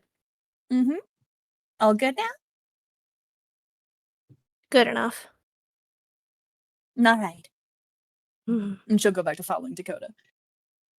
Nice. All right. Rest of your time is fairly uneventful inside of the bookstore. I assume you guys will probably find more interesting books to read, usually in the fiction. Sapphire finds a couple of them that she's particularly interested in as just good reading material, essentially. And eventually, your book shopping adventure comes to an end as you step outside. We're going to move on over to Rue real quick, down south in the Orcish camps. So for the Orcish camps, they are set up instead of like most of the other areas that you've seen, they are actually set up with tents. Very easy to move around and change, and also is really, really, really hard to destabilize any of these areas, because once, some of the sand or rocky terrain or whatever have you gets shifted, they just pick up, move it a couple feet, place it back down, Bob's your uncle. So most of this stuff is remarkably easy to move, and it's kind of odd for you because you're used to a farmland where nothing moves ever unless you really want it to. So it's a very new experience for you. But as you walk around, you do see a lot of different orcs. They're all quite a bit larger than you. Most of them are wearing what is essentially just cloth. Most of them, like, their entire upper bodies are bare. Usually it's just like pure modesty that they're wearing stuff. And they don't even care about that for the most part, as they're just walking around. Some of them get into fist fights, some of them are just kind of talking, some of them are having daily rituals. Most of them are looking at you like you are a piece of meat that they are going to throw into a pot and boil. Oh, fun neighbors.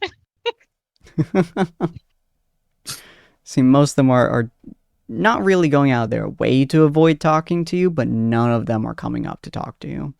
Oh, well, she'll definitely go ahead and do that. She says, yoo-hoo, do you know where the blacksmiths are for tattoos? Magic ones?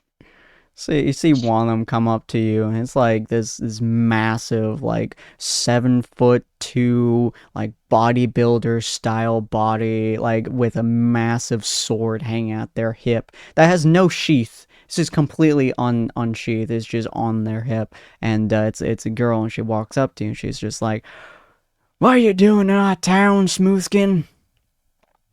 Oh, I'm looking for magic tattoos. She smiles as she's like craning her neck up to look. Ah, you're one of those folk, eh? How you gonna live through it, huh? Oh, it's okay. I'm very good at dealing with pain. We'll see. She like turns around and she starts walking. Follow me, Smooth. Oh, thank you. Takes a couple of minutes, but she brings you to another tent, and this one has all kinds of like weird dyes and bottles and things like that all around. And there's this really old shaman looking one who's wearing all kinds of metal and material on their body. And they're actually wearing a lot more clothing, a lot more fur than you've seen a lot of the other ones in. It's not cold, by the way. It's like probably 70, 75 degrees or so.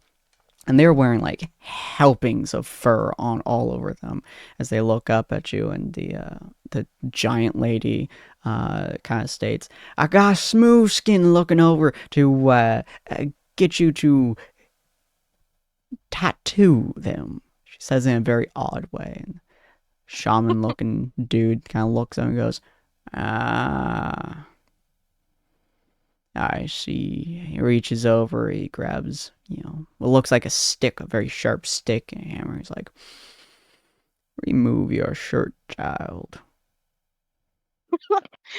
No, she starts doing so. It's like, oh, can you make a magic tattoo so it's like holding storage space, or make me more resistant for fighting? I can make your skin tougher. Oh, that sounds fun too. Sit down. She plops herself down, and her tower shield is like rings out. She just kind of And slams into the dirt next to her. she flicks the axe head down into the ground to keep it steady. God. She doesn't know like proper etiquette for putting down any weapons. It's just like thunk. It's just like, what the fuck? That dirt's gonna get in the metal. I'm sure somebody out there screaming. Boren's crying. But you sit down in front of him, and he kind of like starts tapping my back. And he's like, "Nature flows through the magic that we produce. Whatever you desire, it may come true." And like he's tapping into your back as he's doing this. Roll me a Constitution check. Oh, come on, she's a tough girl. She can do it. Roll me that nat 1 or that nat 20. Come on, she's a tough girl. Wow, dude, 10s today. Oh no. What is going on with these 10s? Perfectly average. It hurts. It hurts a lot as he's like digging a sharp nail basically into your spine or into your back muscles. You have very tough back muscles, but he's digging all the way through down into them essentially, and you can feel the magic start to produce. Which spells specifically were you thinking of for this? I did kind of like an extra AC would always be fun. There was like other rings that I had written down that I wanted eventually, but I didn't know if you could actually like imbue yourself, not in like have multiple rings on you. I don't know. But I don't know. I like resistances. Those are fun. There's like some more complicated ones that I don't think I can get right now. But like Ring of Regeneration, it's like a D6 every 10 minutes. Or the Ring of Evasion, which you get D3 charges for save a deck save, stuff like that. Interesting. Yeah, but I was like, this was like smaller stuff, so like AC or that little the light or the shelter or storage.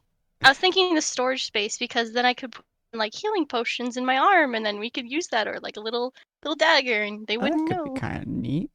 We'll do. So the first one he's doing onto your back.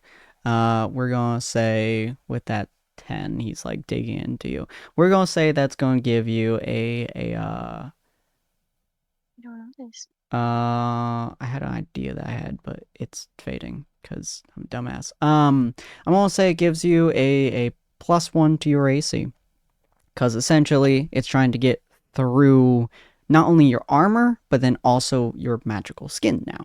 So he's doing that, he's tapping away. It hurts. It hurts a lot more than you expected it to. It kind of feels not only like he's obviously tapping a dye into your back, he's tattooing your back, but then the spell itself, the magic itself, as the nature magic fuses into you, burns. It burns like you're pouring acid onto your back. It's very unpleasant. And it takes probably like 20-30 minutes to get done.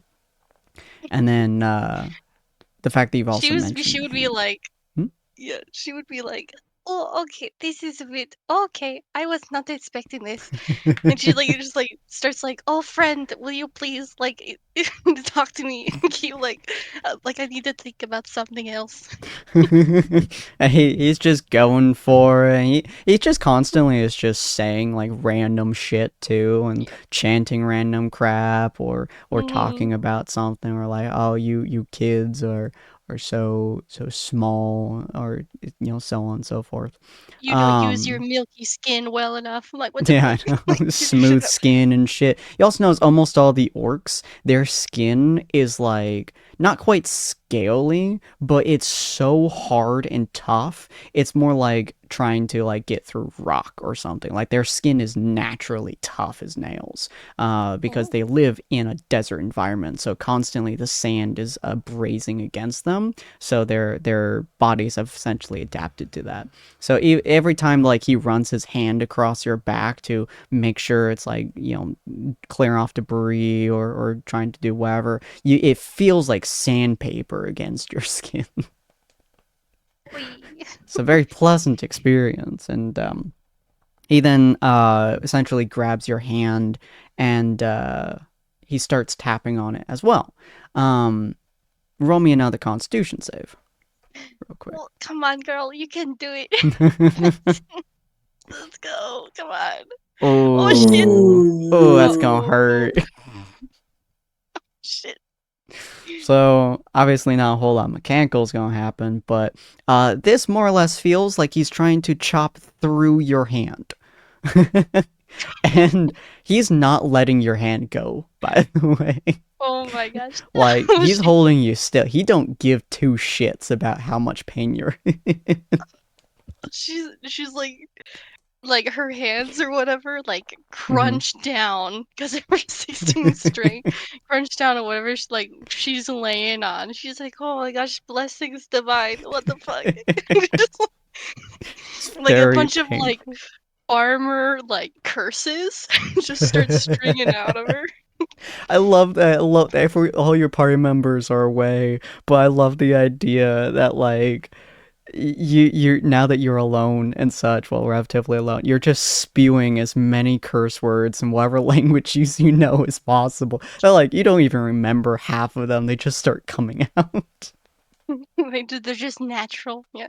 Does not remember what she said an hour later. Like she's like, I'm just randomly, one of these outbursts, one of the random works just passed by. I was like, I'll have you know, my mother's a saint. She's like, I'm not writing this down in my notebook. You dog face son of a bitch. He's just like going against you, and he's just like, yeah, dogs, cows, monkeys being compared to. And it's very slow. He's very slow and methodical about doing it, and he's keeping your arm locked in place too. So you physically can't move this arm until he's done, and it is painful. She's like trying to hold out, and she's like, I think I can see his face. Oh no, I'm going too close to the light. Gone too close to the sun. And when he's done with it, you can't even clench your hand from how much it hurts. And it hurts a lot. And he's just like, all right, young smooth skin. If you flex your hand out, you can cast light around the area. And effectively giving light spell. And then he grabs your axe that you shoved in the ground and slaps into your hand. Which is just so much more pain. Infinitely more. It instinctively causes you to grip your axe as hard as you can, and your blood starts seeping into the wood. And he goes, if you throw it, it will come back now. Any weapon that you bleed upon, the wood will absorb, and you can throw. Oh, she's like trying to draw her breath in. Oh, thank you so much. Oh my gosh. You are strong, smooth skin.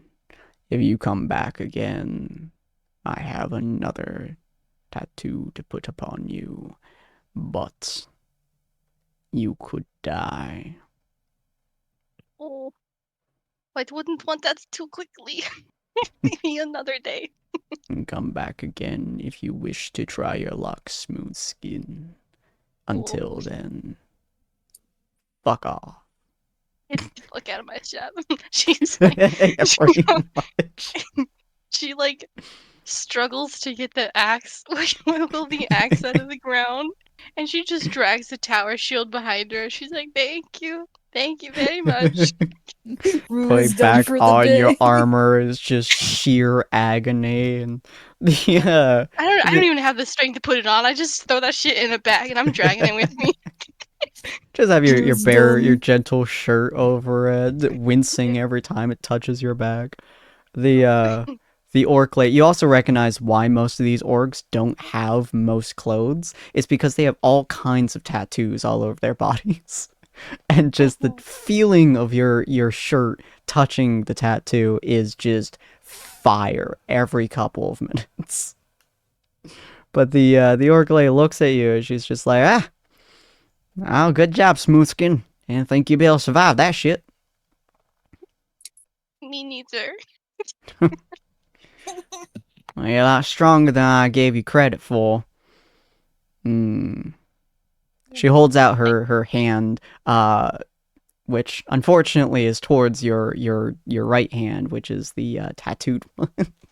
But she holds out her hand and she goes, Liza Foxfang.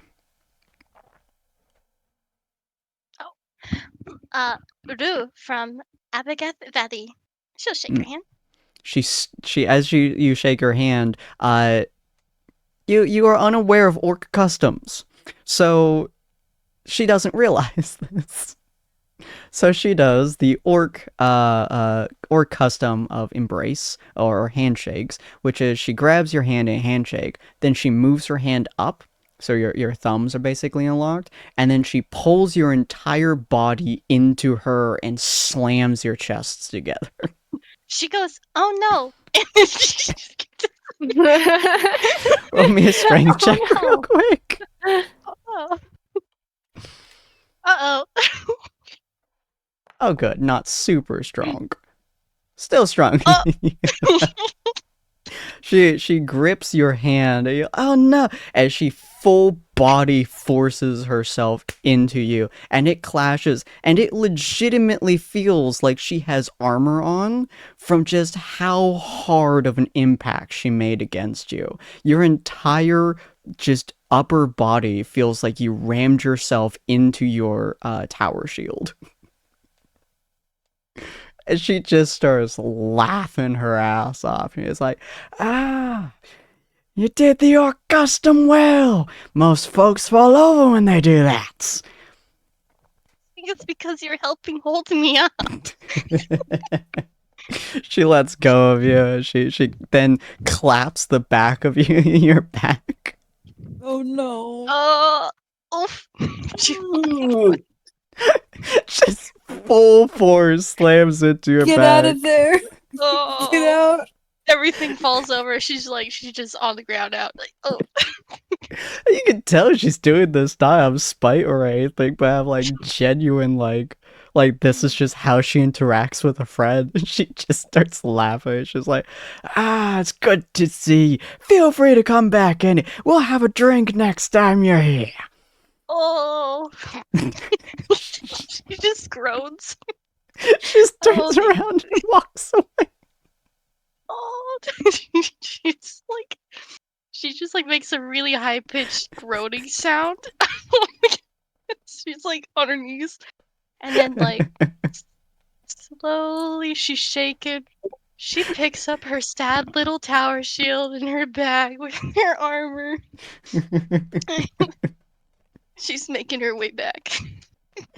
It's gonna take you a while to get back with that pace. So you make your way back, and Cyril, you while they were all doing this with the books and with that, you were heading to, I believe, the Technopolis Tavern. I'm actually headed to the outskirts. I need to check in with that thief contact. Welcome, Miss Mech. Fair. All right. Because I want to see if there's any. I want to find out about any information they might have regarding the distributor. Okay. So you head on to the outskirts. This is your domain. This is where you are arguably most comfortable being.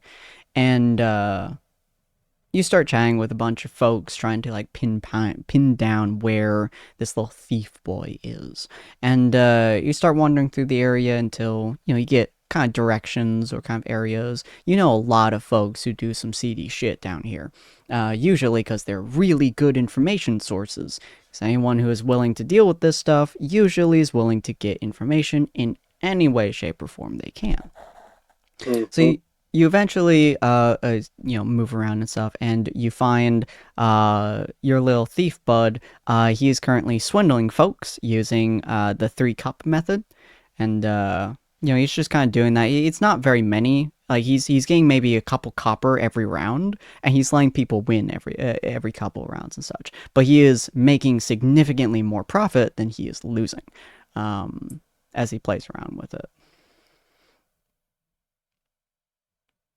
I'm gonna kind of wander over and like in the middle of one of his games, just sort of make my presence known. You tend to make a lot more money when you put a little more effort into tricking them. You must be having quite the day today, Cecil. It was good to see you. I've been playing around with these folks a little while, and they kind of like nod to him and they walk away. I don't need to make too much money if I get a constant flow of it. You can't play the tables too well, or else you get found out by gentle folk like you. Well, they know, everyone should know that 3-card Monty is a trick. This is more entertainment as far as I'm concerned. Well, they get money, I get money, we all go home happy. What can I do you for, Mr. Knight? I'm looking for information. You always are.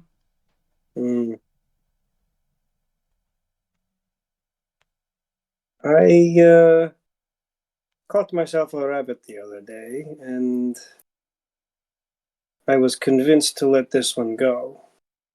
He leans onto the table. Hmm?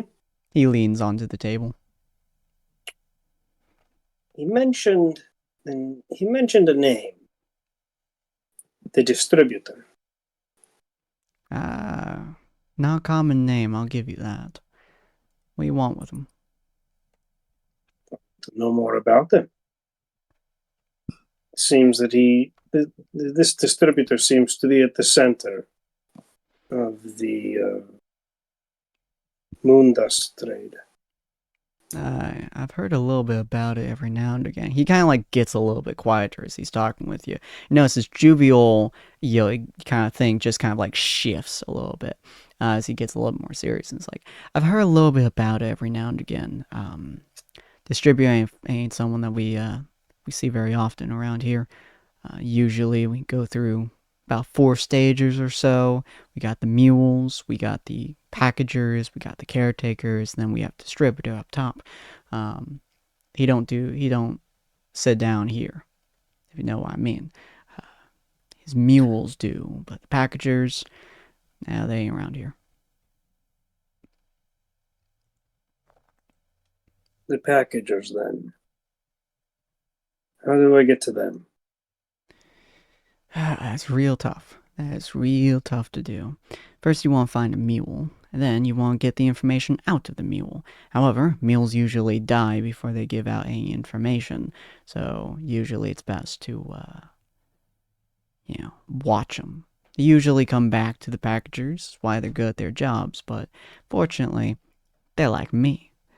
They can hide even if you're looking right at them, so, big fellow like you ain't gonna find them. No offense to you, of course, Mr. Knight. I know you're good at your job, but I'm better. I'll need someone that's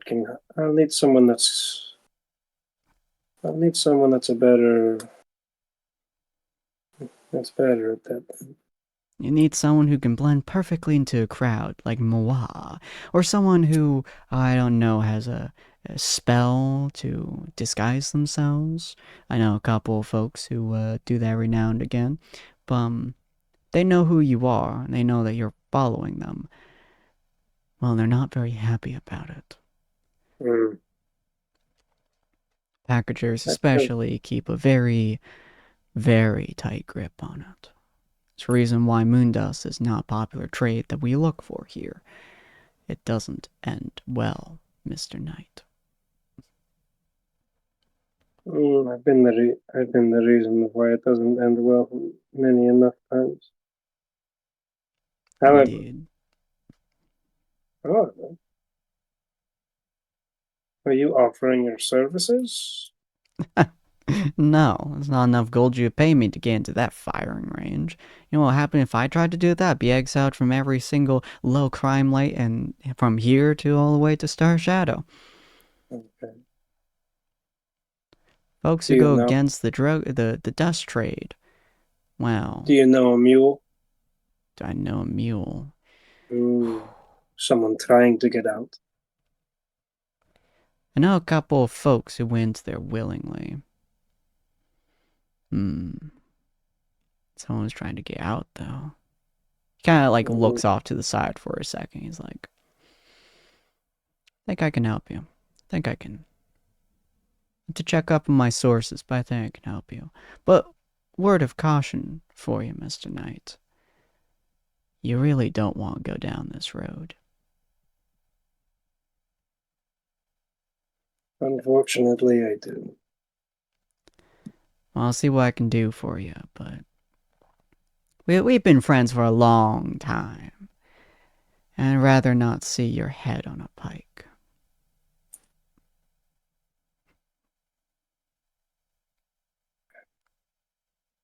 We all have to die someday. Indeed we do.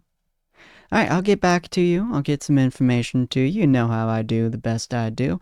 I'll get something to you, and, well, friendly bit of warning for you. Don't find me again. I'd rather not your drug trade, will involve me dead too. So then how will I, I'll get information to you, don't worry. You get it to me? Indeed. I slip him a gold. I trust you. Well, he kind of flips the gold into the air and then catches it and pockets it. I trust me too. You shouldn't, but best of luck, boy. And he kind of like picks up his little station, just starts walking away, humming a cheery ass tune. All right.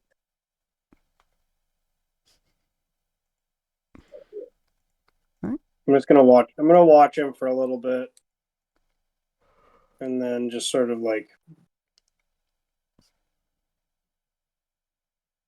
wander off back towards Technopolis to find my way over to the Stone Mug. Cool. All right. And see if I can't find some of the people who work in the inner sanctum. Okay. While you do that, Gelmar, I believe you were spending time with just your master working on the forges and stuff like that. Anything particular in there, or just busying time? Just busying time. Partially, he just has an opportunity to make sure, or he knows I do still take the smithing work seriously. Cool. And as an opportunity to catch up with a couple of random old coworkers, I'd imagine. Fair. All right. And then Ania, Dakota, and Sapphire. Where were you going after the bookshop? Was it to a magical shop, I think? Yes. Is there like all goods, or are there specific kinds? There would be one that's dedicated specifically to like magic potions, but that one would be like kind of more high level potions and stuff. But there is a general goods merchant area around as well. A little shop that's like all kinds of things from curios. Yeah, curios basically. All right, I'll probably go to that one then. Okay. This guy's walking, it's just a human merchant, and he gives you a smile and a nod and stuff like that, and there's a lot of... He has all kinds of shit, from bedrolls, to general rations, to torches, to dungeon equipment, to random health potions, really shitty looking ones at that, but, random swords of not good quality, but not awful quality. They're, they'll work. Shield, all kinds of things. Mm-hmm. And then Neil will step forward first. Do you have any bags of holding today?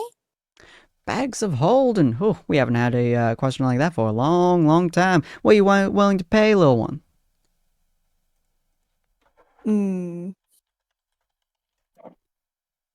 Do I know anything? I imagine I don't, because I'm a hermit. I don't suppose I know anything about market price for Not magic items. really. Yeah. Ania will be taken slightly aback and then narrow her eyes, like, He clearly marked you as a newbie the moment you walked in. and like Ania's like very aware. And she like takes a look around. Are there any price tags? There are some price tags for a couple of things. The swords are just a copper each, which is ridiculously low, but given the quality of them, they'll survive a couple hits, so they're worth about a copper or so for general adventurers. And they're shit, but they'll work. The shields are a couple more. They're more like 5 to 10 copper or so. Backpacks and other clothings. Most of his stuff inside of his shop go up to probably about a couple silver at most. If you're looking for a whole bundle of stuff, it'll probably go up to about gold. His potions, which albeit kind of shitty, are about probably 3 to 4 gold. They'll work in a pinch, but they won't. You do not think they'll taste good. Okay. She'll look back and say, 1 gold, 5 silver. 1 gold, 5 silver for a whole bag of holding? Huh. You don't know how to do this very well, do you, little lady? About go about 20 gold, yeah?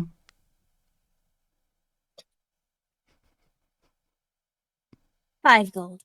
5 gold. Whew. You're injuring me, girl. I have to make some money somehow. How about lower it down to about 10 gold, And she'll speak up like, You don't make money in your shop already? Well, I do make some money, but I make most of my money from lovely little magic items like bags of holding or group items like my rations, my stuff like that. But I gotta make a profit somehow, I buy it for a little bit of price. I gotta be able to sell it for a little bit of price, And how much did you buy it for? Well, I buy for about 15 gold or so, I can sell for you about 10 gold, and then, I lose a little bit of it, but, I still got some gold to work with, a little bit of a price for a good little lady like you, I think it'll work just right. Insight check. Absolutely. Jesus Christ, even with nat 20, I would not be able to beat that. But you insight him. It's a real hard roll too, as well, with this man's insight, or this guy's deception. You can tell he's been doing this for years, and he definitely did not pay 15 gold for this. Probably around 10 gold or so. You would assume, just by his general demeanor and the fact that he was willing to go down to 10 or so. But he's definitely trying to raise it a little bit. Yeah. And Neil will speak up. You spend 15 gold on a bag of holding and you can't afford proper potions in here? Well.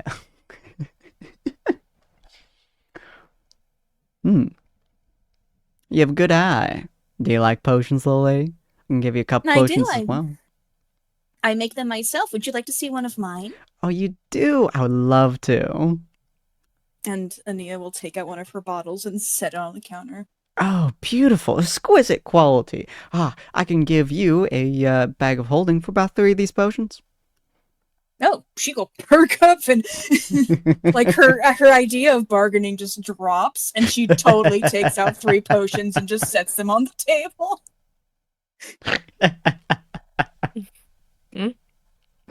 Oh my god, it's beautiful. Neither Dakota nor Sapphire, I believe, have any experience with bargaining. So no. So yeah, he's like, definition of I have no idea how much my own time is worth. I can just make more. Yeah. He just kind of like, he looks at you, places it down. He just goes, oh, shit. he like thinks about it for a second. You see the wheels turn in his head. He's just like, huh. All right. So he reaches under his desk, and under the counter, and he pulls out it's a nice looking bag of holding. It's not very pretty. He's like, there you go. So to check the quality and if it's really a bag of holding, would that be perception or arcana? Or I would go probably arcana to see whether or not it's a bag of holding. I have +2. I don't remember what your one was. I'm +3. Oh, okay. I figured you'd be better at this than me. Do you have bonus to it or Sapphire? Do you proficiency? Yeah, proficiency, yes. I believe yes. Yes. Yes, he does. Yes. So you can give her help. Yeah. Okay, so roll with advantage. Yeah. Okay.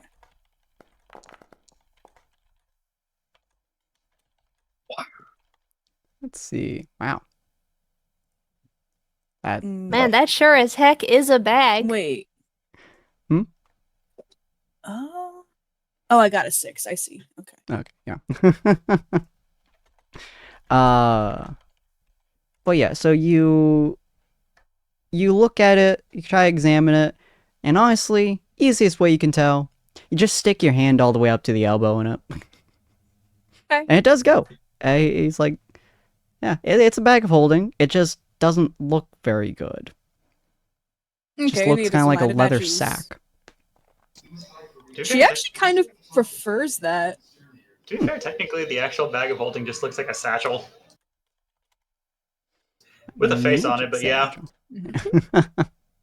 But this one is just, it's very mundane looking, and he's like, here you go. Yeah. He gave you clearly one of his lesser looky good ones as he like hands it to you. Clearly trying to like swindle you in a way, but considering you prefer it. No, Nia will perk up and seem quite happy, and it'll probably be hard to tell if she actually genuinely likes it or like she just doesn't know a quality bag of holding. her like she's missing a shoulder of her clothes. She will also ask about empty bottles if he has any glassware where to get some to replenish your supplies. Yeah, we have a glassmaker in town. They live a couple blocks down. They'll sell you a whole bundle of it if you want them to. Glass is easy to make with some good old fire, and we get a lot of that from the forge. Okay. She will thank him, like, thank you. If I make more and have surplus when I come back to town, I'll be sure to visit again. And she will browse. Oh, absolutely, miss. You can sell me your potions at any day of the week. He like immediately goes and replaces his potions with yours. And you can see him up the price a little bit. Yeah. Oh yeah. Anita's not mine. That look good. Yeah, any time. Feel free to get. Whew. How often do you make these by any chance? No, pretty often, but I am part of an adventuring party, so we do use them. Oh, fantastic! Oh, yeah, 100%. You know, if you just supply it to me, I'll give you a better price than anyone else over here. I don't believe you, but I will still probably come here. There's one good thing the Richard does for you is giving you a good price on a good deal. If you make it so I'm the only one you sell to these luscious creatures, then I'll be happy to give you a good fair market price for it. You know, he then upticks the gold slightly more on his price. Yeah. Mm-hmm. All right. My name is Honest John. She will let Dakota and Sapphire ask if they have questions about goods. Mm-hmm. I think Dakota's good on it, right? I mean, Dakota... general store. Yeah, I I'm can't just really here to think. browse. I don't know. Dakota's got like Because I mean, you can get he can get potions from Anea, Mhm. and everything else he can do with his gun, for the most part. Everything else. I can cook food with my gun. I can kill animals with my gun. I can get berries with my gun. That's jam now. Actually, hold on, let me think. Is it actually viable for me to cook food with my gun? Darn, I don't have a fire spell. If you had the campfire cantrip, yeah. If you wrap Or bacon produce around the flame, barrel, or firebolt. There's a lot of good fire spells for lighting stuff up. If you had fireball. No, firebolt. It's a cantrip. The cantrip Yeah. variation. I don't have firebolt. Maybe I could. Actually, no. I don't think. Wait. What about thaumaturgy? I think Oh that yeah, one can thaumaturgy could work. create or modify fires. I'm not sure if warlocks. I know warlocks do. Yeah. No, I was like, oh, well, warlocks get cantrip. Of course they do. They're cantrip masters. well, Duh. prestidigitation. Huh? Prestidigitation. Yeah. You can Yeah. you can light a campfire with prestidigitation. Can warlocks get prestidigitation? I don't know. I think I Feels could like they fire. should. They I feel should like everything definitely, should. but I I need to add that in the don't future. think I don't remember her seeing that on their list. Probably not. Maybe I'm mistaken though. It's such a common spell that we're just like, oh yeah, every class gets it. And then we're like, wait, not every class does. I can light I a mean- small campfire. Ooh. I mean, let me put it this way: Druidcraft and Thaumaturgy are kind of filling a similar boat, even if they have different purposes. It's fair. It's fair. So, looking at it, technically, I could use Hellish Rebuke to light a fire. Yep. Just if somebody stabs you, you just go, fuck you. I mean, that's one way to use a second level slot. Yeah. All right.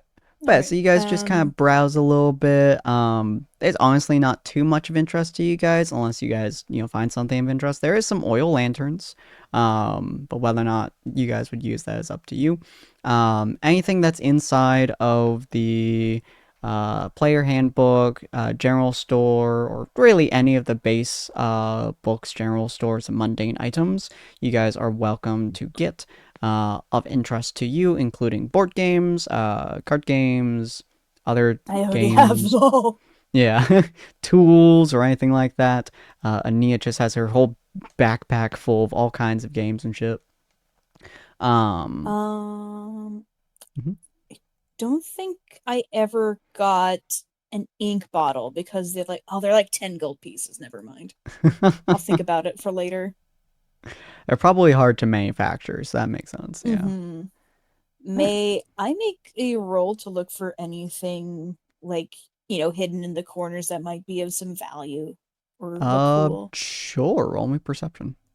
Oh, also, I don't imagine there would be recipes here for potions. Probably not. No, that would probably be in the main potion place. Mm-hmm. Okay, so perception, investigation, Perception. Okay. Just kind of looking around rather than looking for anything very specific. God damn. Wow. Oh. So you're looking around and you're trying to find anything that kind of speaks out to you. His shop is for the most part really dull. It is a general store just for people to kind of work with, more or less. As you're kind of navigating through the areas, you can kind of look in the back, you can kind of look in the sides and stuff. You do find something kind of odd. You find a tiny window that leads nowhere. That's closed. Right in the back. Ooh. Is it It's attached to the wall? Yeah, it's completely out of Okay. place though. It's legitimately odd looking. You, however, barely notice it. Like you're looking through, you scan the walls, then out of the corner of your eye, as you look past it, you see it, and then you turn back and it's there. And it's completely out of the ordinary. It looks weird as hell.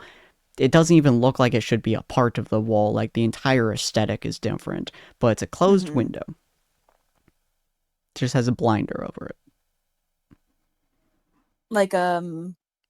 So curtains, blinder curtains. Yeah.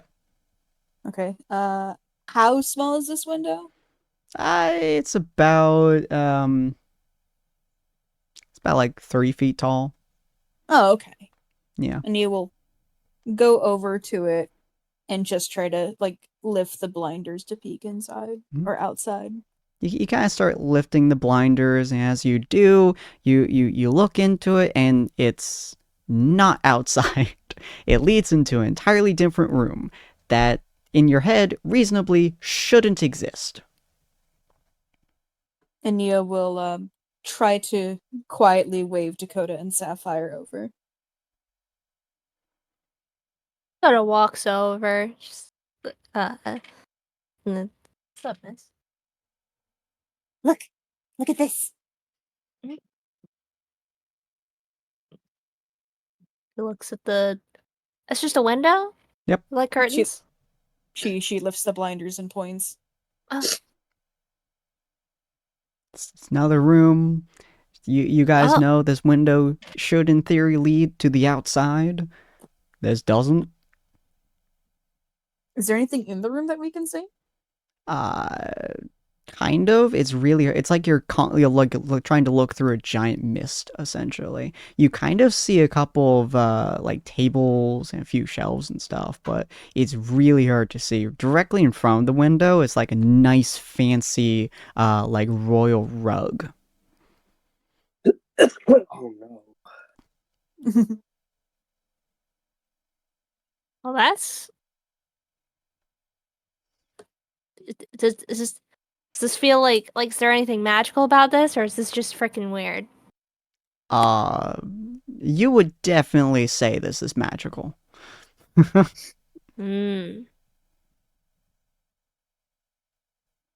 Like, okay. Does my gun feel weird, or like Nope. is this okay? All right. Okay, wait, hold on, wait. With my okay. Does my whiff of the beyond say anything? No, that's a good question. Let me double check what that means. You automatically know when an aberration, celestial, elemental, fey, fiend, or undead creature has been in a space within 30 feet of you within the past 24 hours. Oh. Though not which type of creature. Yes.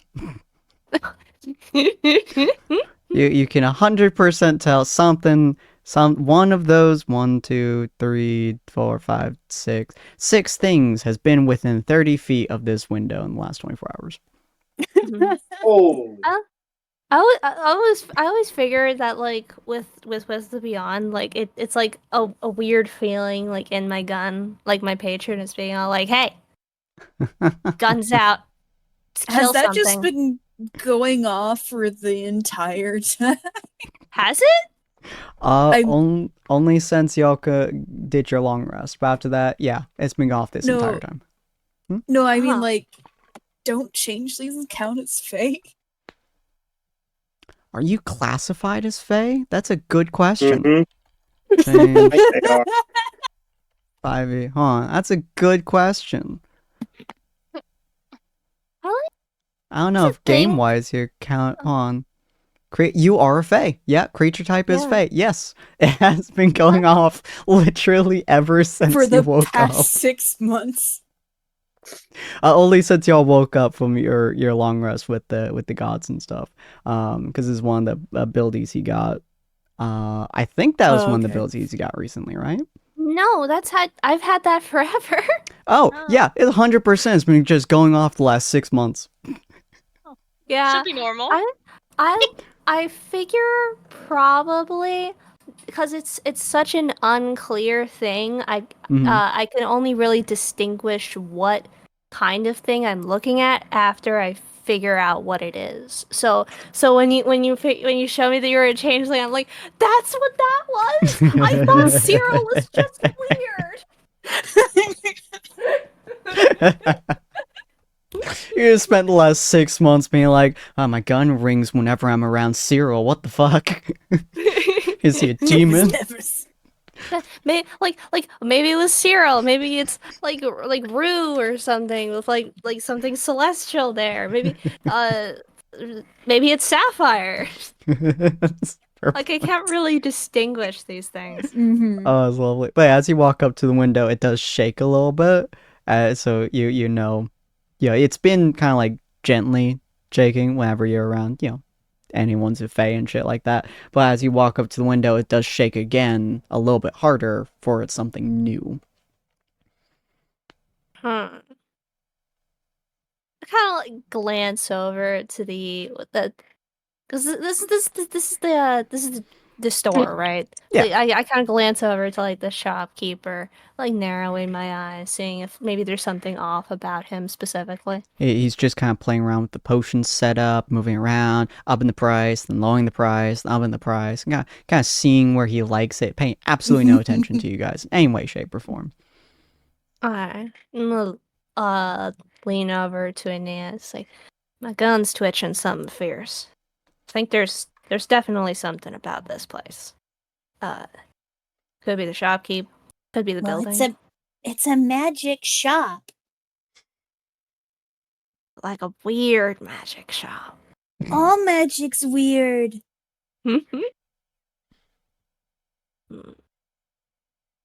And she'll see if Sapphire has any like input on this. If Sapphire came over.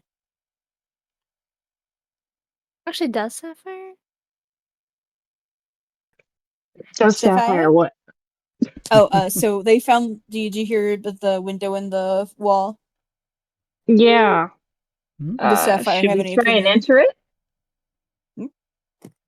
I think that would be rude if it belongs to the shopkeeper. I should probably just ask.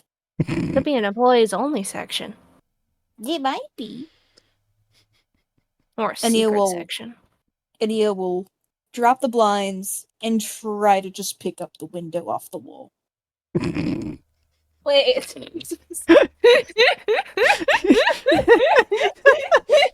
the entire thing? Yeah, she I just want like, grabs Ed the frame. She tries to just take the frame off the wall. Like it's a freaking Mario 64 style magic painting.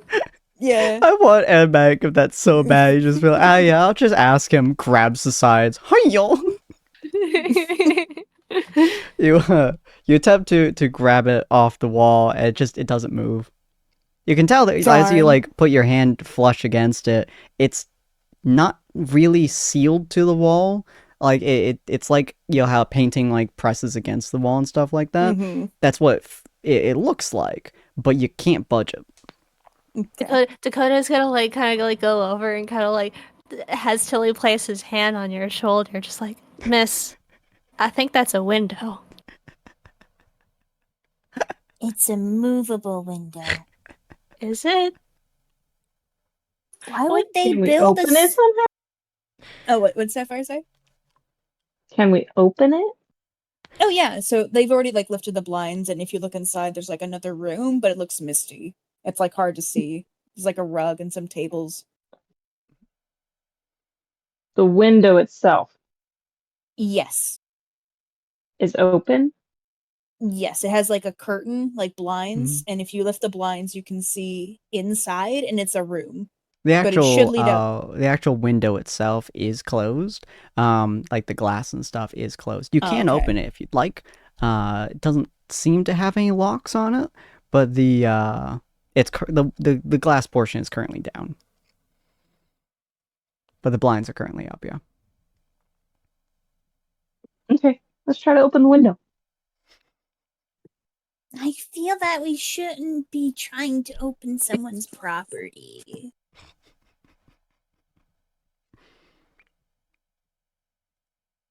Well, we can ask the shopkeep. Unless this is a secret thing we weren't supposed to see, then the shopkeep might kill us.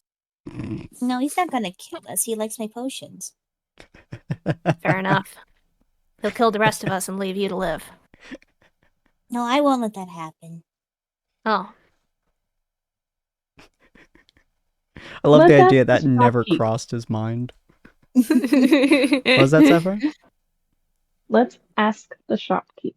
Okay. Ania will head over. What's the window? He like kind of like You like spook him for a second. He's like he turns up the kind of dial saying how much gold is, and he's like, oh shit, turn that down, turn that down, turn that what? Uh uh he kind of like looks to his left, and you see the open window to the actual outside, and he's like, the window, it's glass, little lady. I mean, you can try buying the glass, but I mean, it'd be kind of hard to do that. No, this window. And she'll point. As you point to where the window was, it's not there. Oh no. It's just a wall. He goes, do you want me to add a window? I could do that. It's a little bit pricey to tear out the wall and add a window there. But I mean, if you give me a lot more potions, I can totally do that for you. Ania will look over there and like stare at it for a second, like, oh no, thank you. I think I just missaw something. And she'll like go back over, like she's browsing. Not probably. He like goes back to his little dial. He slowly turns it back up.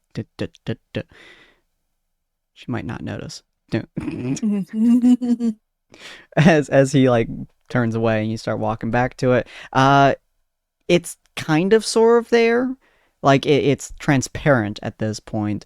And as you guys obviously move a little bit as you move back and forth. It also moves across the wall. It almost seems to be following you. But it's almost fully transparent to this point. And as you like put a hand up to it, you can't interact with it. But it's like moving across the wall. Mm-hmm.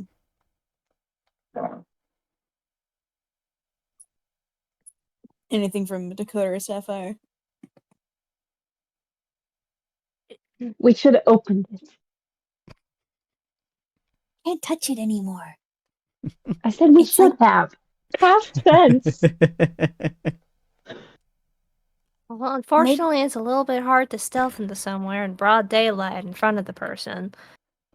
I mean, we could still try if we really wanted to. Tick, tick, tick. So he starts like kind of thinking about the logistics. He kind of shifts and reaches around slightly to measure whether he could theoretically fit into the window. Ania will slowly like walk like she's browsing, but try to like either lead the window or follow the window, depending on how it's moving. You are leading the window, and the shopkeep is once again not paying attention. You every now and again you hear click, click, click. No, it's too high. Okay. Click. Ania will stay near the wall and just walk towards the entrance.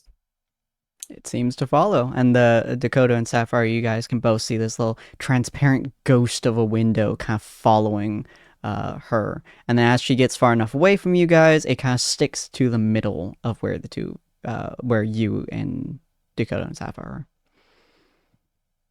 Like, it kind of just moves between you guys.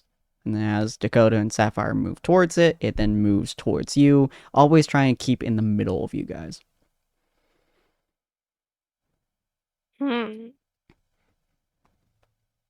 Shit, who needs the guild's quest, whatever this is?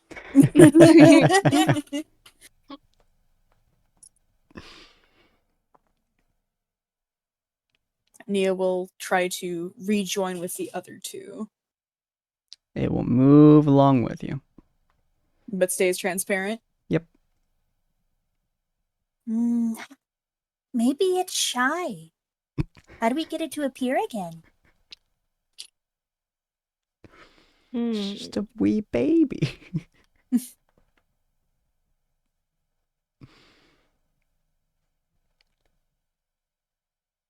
I don't know. Any suggestions? Let me look at my spells. Do I have anything that would do anything here? I don't think so. Do you have any cantrips? No, I don't have anything. All my spells usually revolve around shooting things or killing things. Unless you want me to shoot the window, I'm not sure how much I can do. Think it's a sentient window? Don't think I have anything that'll help. We could try to leave the store and see if it follows us. Mm. That was fucking wild. Let's try that. Yeah. Okay, Alright. so guess we So- all sort of as a group make our way towards the entrance. Well, I think Dakota could stay in the shop just to see what happens. Okay. Cool.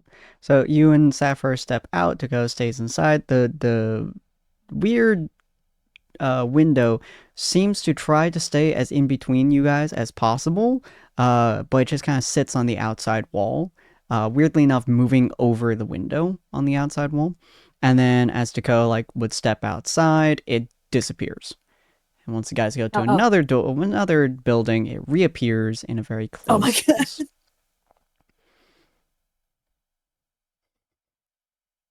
It's just a window following us now.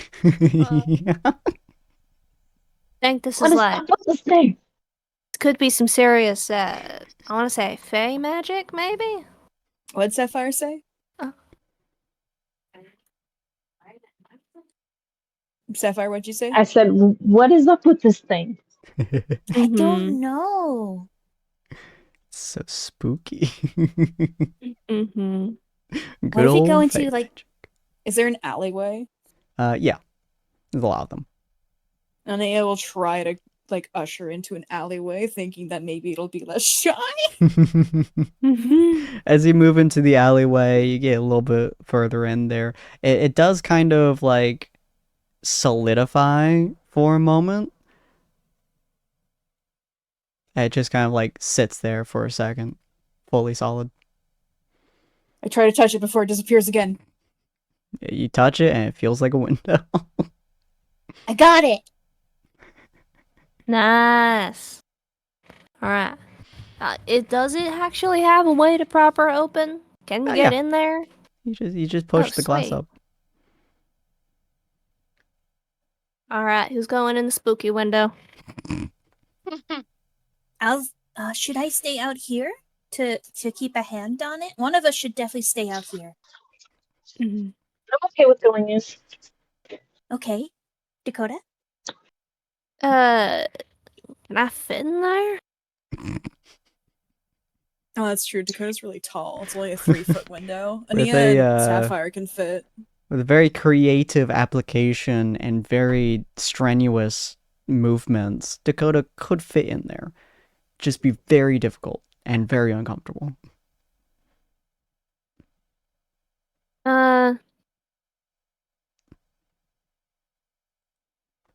I mean, I'm fine with either. I can probably stay out here, actually. I don't want to get sucked into some strange face stuff. Okay, Anea I don't want to get will- killed by a window. Not Okay. on my bucket list. Killed by a window. Okay, Sapphire, you want to go first? Sure. All right. So you guys kind of wedge the window up a little bit, which is not very difficult. It seems to slide very easily upwards. And Sapphire, you climb in, and it's pretty spacious for someone your size. So you pop yourself in, slide on over, land down on the ground. And as you do, the outside world then turns to that weird mist, and the inside of the area goes completely normal. And Nia, you do the same thing happens. The outside world where Dakota is, misty. The inside world, not so much. The area that you guys are now witnessing it looks like a very decently sized shop. So probably a fairly large living room or so, cluttered with all kinds of tables and shelves and general areas full of all kinds of magical items, all kinds of spell scrolls and weird trinkets and goblets and items galore, basically. Oh my god, it's Shopception. Did you guys die in there? You getting killed? Can we hear him? Yeah. It looks like another shop. Oh. You gonna sell your potions here too? I don't see a shopkeeper. And I'll look Oh. around. As you look around, there doesn't seem to be a whole lot of people in this environment. I don't believe any of you guys have anything that detects people either. So yeah, there doesn't seem to be anything here aside from the items. They're all very clean. There's no dust anywhere that you can see. This place is lavishly nice. Okay. Ania will start to walk around and look at things. Okay. I do have a detect thoughts spell. Oh yeah. Let's see. I forget if you can use that without seeing the creature. One creature you can see within 30 feet of you. So you could do that on you. Could do it on Ania, but has Darn. to be someone you can see. Mhm. Bad. Are there recipes in the shop? You do see a recipe book, or at least a book that seems to have some kind of information on it. It's open at the moment, and you can see it's like how to make was equivalent to like a toughening potion, basically. Mm-hmm. Are there prices listed? There are not, no. Oh.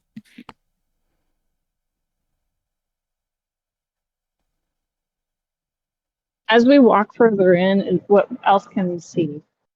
So you can see there's an area made specifically for weapons, another one that's made for general outfits, cloth, all the way to iron.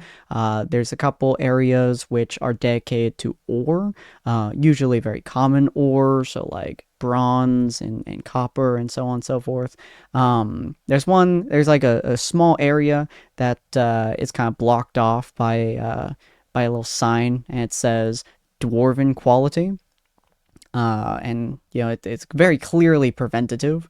But then around you is also like different arrows with different arrowheads, some magical, some mundane, and a lot of different mundane items, including drinks, foods, all kinds of different foods, but all kinds of books, specifically on how, like, recipe books for, you know, food creations, potion recipe books, a couple other ones as well. All kinds The of things. motherlode. The motherlode. Yeah, all kinds of Anio- wild things. Ania's gonna try to knock on just the wall and be like, Mhm. Hello? Anyone here? You knock on the wall and nothing seems to happen.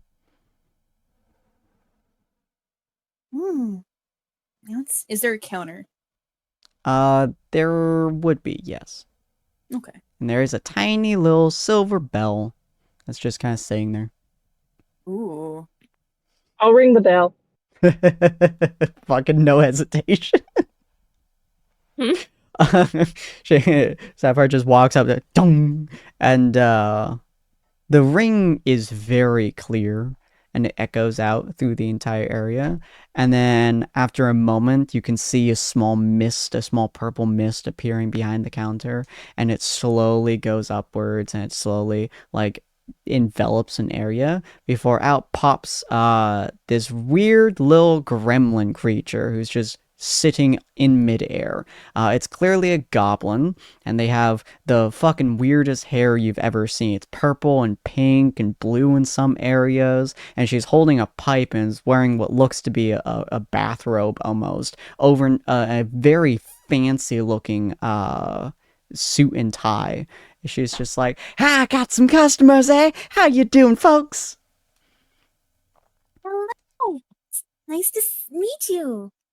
Yeah, I'm Grimly. How you doing? How you doing, little lady? Oh, you look so cute in that little outfit, but you got some worries on your clothing right there. You looking for some fancy? You looking for some cloth? You looking for some upgrades? I can get you some upgrades. I like your threads. She points to Sapphire.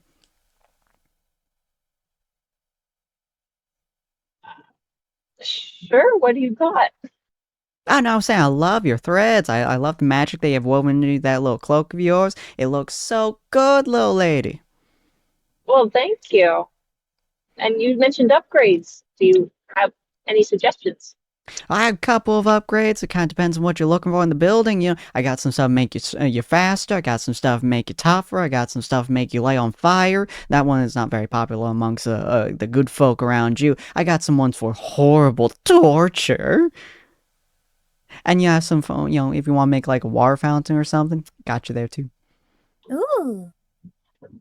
Is there a way to reliably find your shop? Oh, I have my shop just comes to you whenever it feels like you need to. You can also ask for any time. Just say, Grimly Shop, and then I'll pop up wherever you need me to be. Oh, perfect. I have some party members who might be very interested, although I think some might have trouble fitting through your door. No, that's not a problem. She snaps her fingers, and you see that tiny window just fucking expands to like 10 feet by 10 feet. Awesome. And yeah, Dakota, you're just standing there. You have a hand come on the door thing, and then it just fucking expands massively, and you like slowly tip through it. I'm getting killed by a window. I knew it. You just kind of like stumble into there. You're like, ah, I'm alive. Oh my god. I can make that window whatever size you need it to be. I can make it 2 inches. She like shrinks down. I can make it the size of a whole building. Although that'll probably break the building you're on, but you know, it's fine. Oh, that's wonderful. I see we have interrupted you during your leisure time. And she'll like look at the bathroom. Is it okay if we come back later? I'd be Maybe happy to tonight? help you come back later, folks. Anytime you want to come by, just let me know Grimsley's name and playing around's my game. I mean, shopping around's my game. Something my game. I don't even know what I'm saying right now, but that's okay, little lady. I like your groove. She will be ecstatic. So she will go to Sapphire and Dakota like, after we meet up with everyone, we can invite them to come back here either tonight or tomorrow. You just And then we can all shop together. You just gotta like see Dakota, who probably just got like thrown in here now. He's just like, oh, and he like puts away the gun he was holding.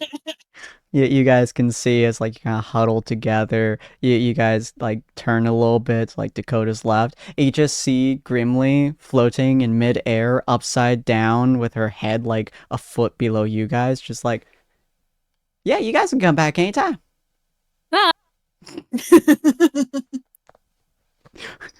Always love the company. Oh, is this a private conversation? I'm sorry. As she just disappears and pops up in the opposite side of the room. and he is delighted. She just calls across the room. Grimly's magic is open to everyone. Well, mostly everyone. I kill people I don't like, but yeah, I like you folks. I like you too. Hell yeah, haven't someone said that to me for a long time. I don't know how long it's been. It's been a long, long time. She starts brushing her hair with an invisible brush. The question before we decide on going or not, I don't see any prices anywhere. She like pops up in front of you, just like traveling the entire distance in like a second, and she just like floats there, like half your size, just floating midair, and like in that draw me like one of your French girl poses, just like laying on her side, just like, that's because I don't deal with prices, little lady. I do all kinds of magic for all kinds of reasons, for all kinds of favors, for all kinds of creatures, and if you ever need me to do something for you, you just have to convince me to do it with a well-priced reason, or I can send you on a little quest for you to do a little thing, and then you can get me something real cool, but it might involve you dying, so I don't usually do that for folks, but you know, anything for my little patrons. A side quest merchant. And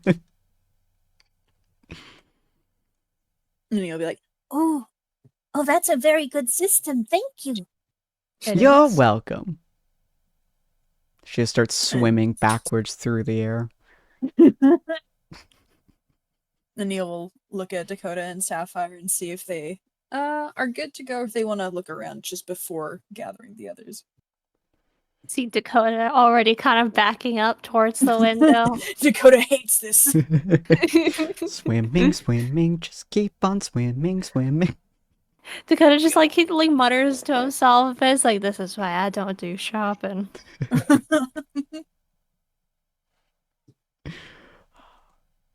Anything you're looking for, Summer? I will wait till we come back. Okay. All right, Okay. Can I get No. Fish. So- She's just like flowing through the air backwards, just like, have fun, kids. Kids. Kids. Kids. Kids. Thank you, Miss Grimley. We'll come back later. Always around. And then she poofs as like she does like a spin and she just disappears. And Ania's good to go. Nice, nice. you want a Coke, right? Same with Sapphire. Can I get Mhm. Cool, cool. And Dakota, I'm sure you are too. Yeah. Cool, cool. You guys exit the area and the door or the window just disappears from existence.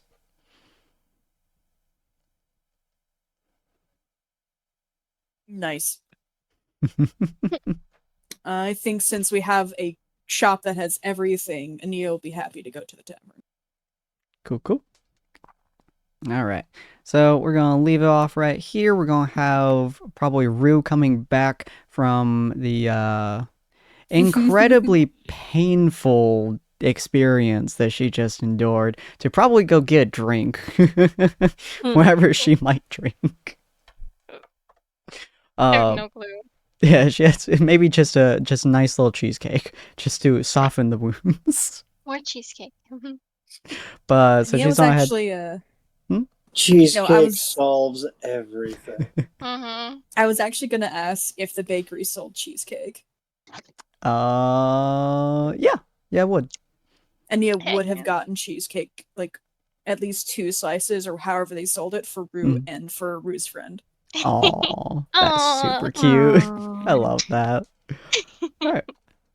But yeah, so Rue will be heading back to the tavern as well as Cyril, and then the rest of the group probably will be heading back to the tavern as well, as is a good meetup place, which I'm sure you guys talked about before, the blacksmith, in case that you couldn't find Cyril for some reason. But you all go head back there, and then that is where we're going to start next week, which will be next week, Friday at 6 p.m. PST. If you guys are interested in watching more of this content, you guys are welcome to check out our YouTube, Tables of Tartarus, at our socials right there, or you guys can check out our Discord for any of the information that we have inside of our links, or our link tree, or wherever you guys want to find your information.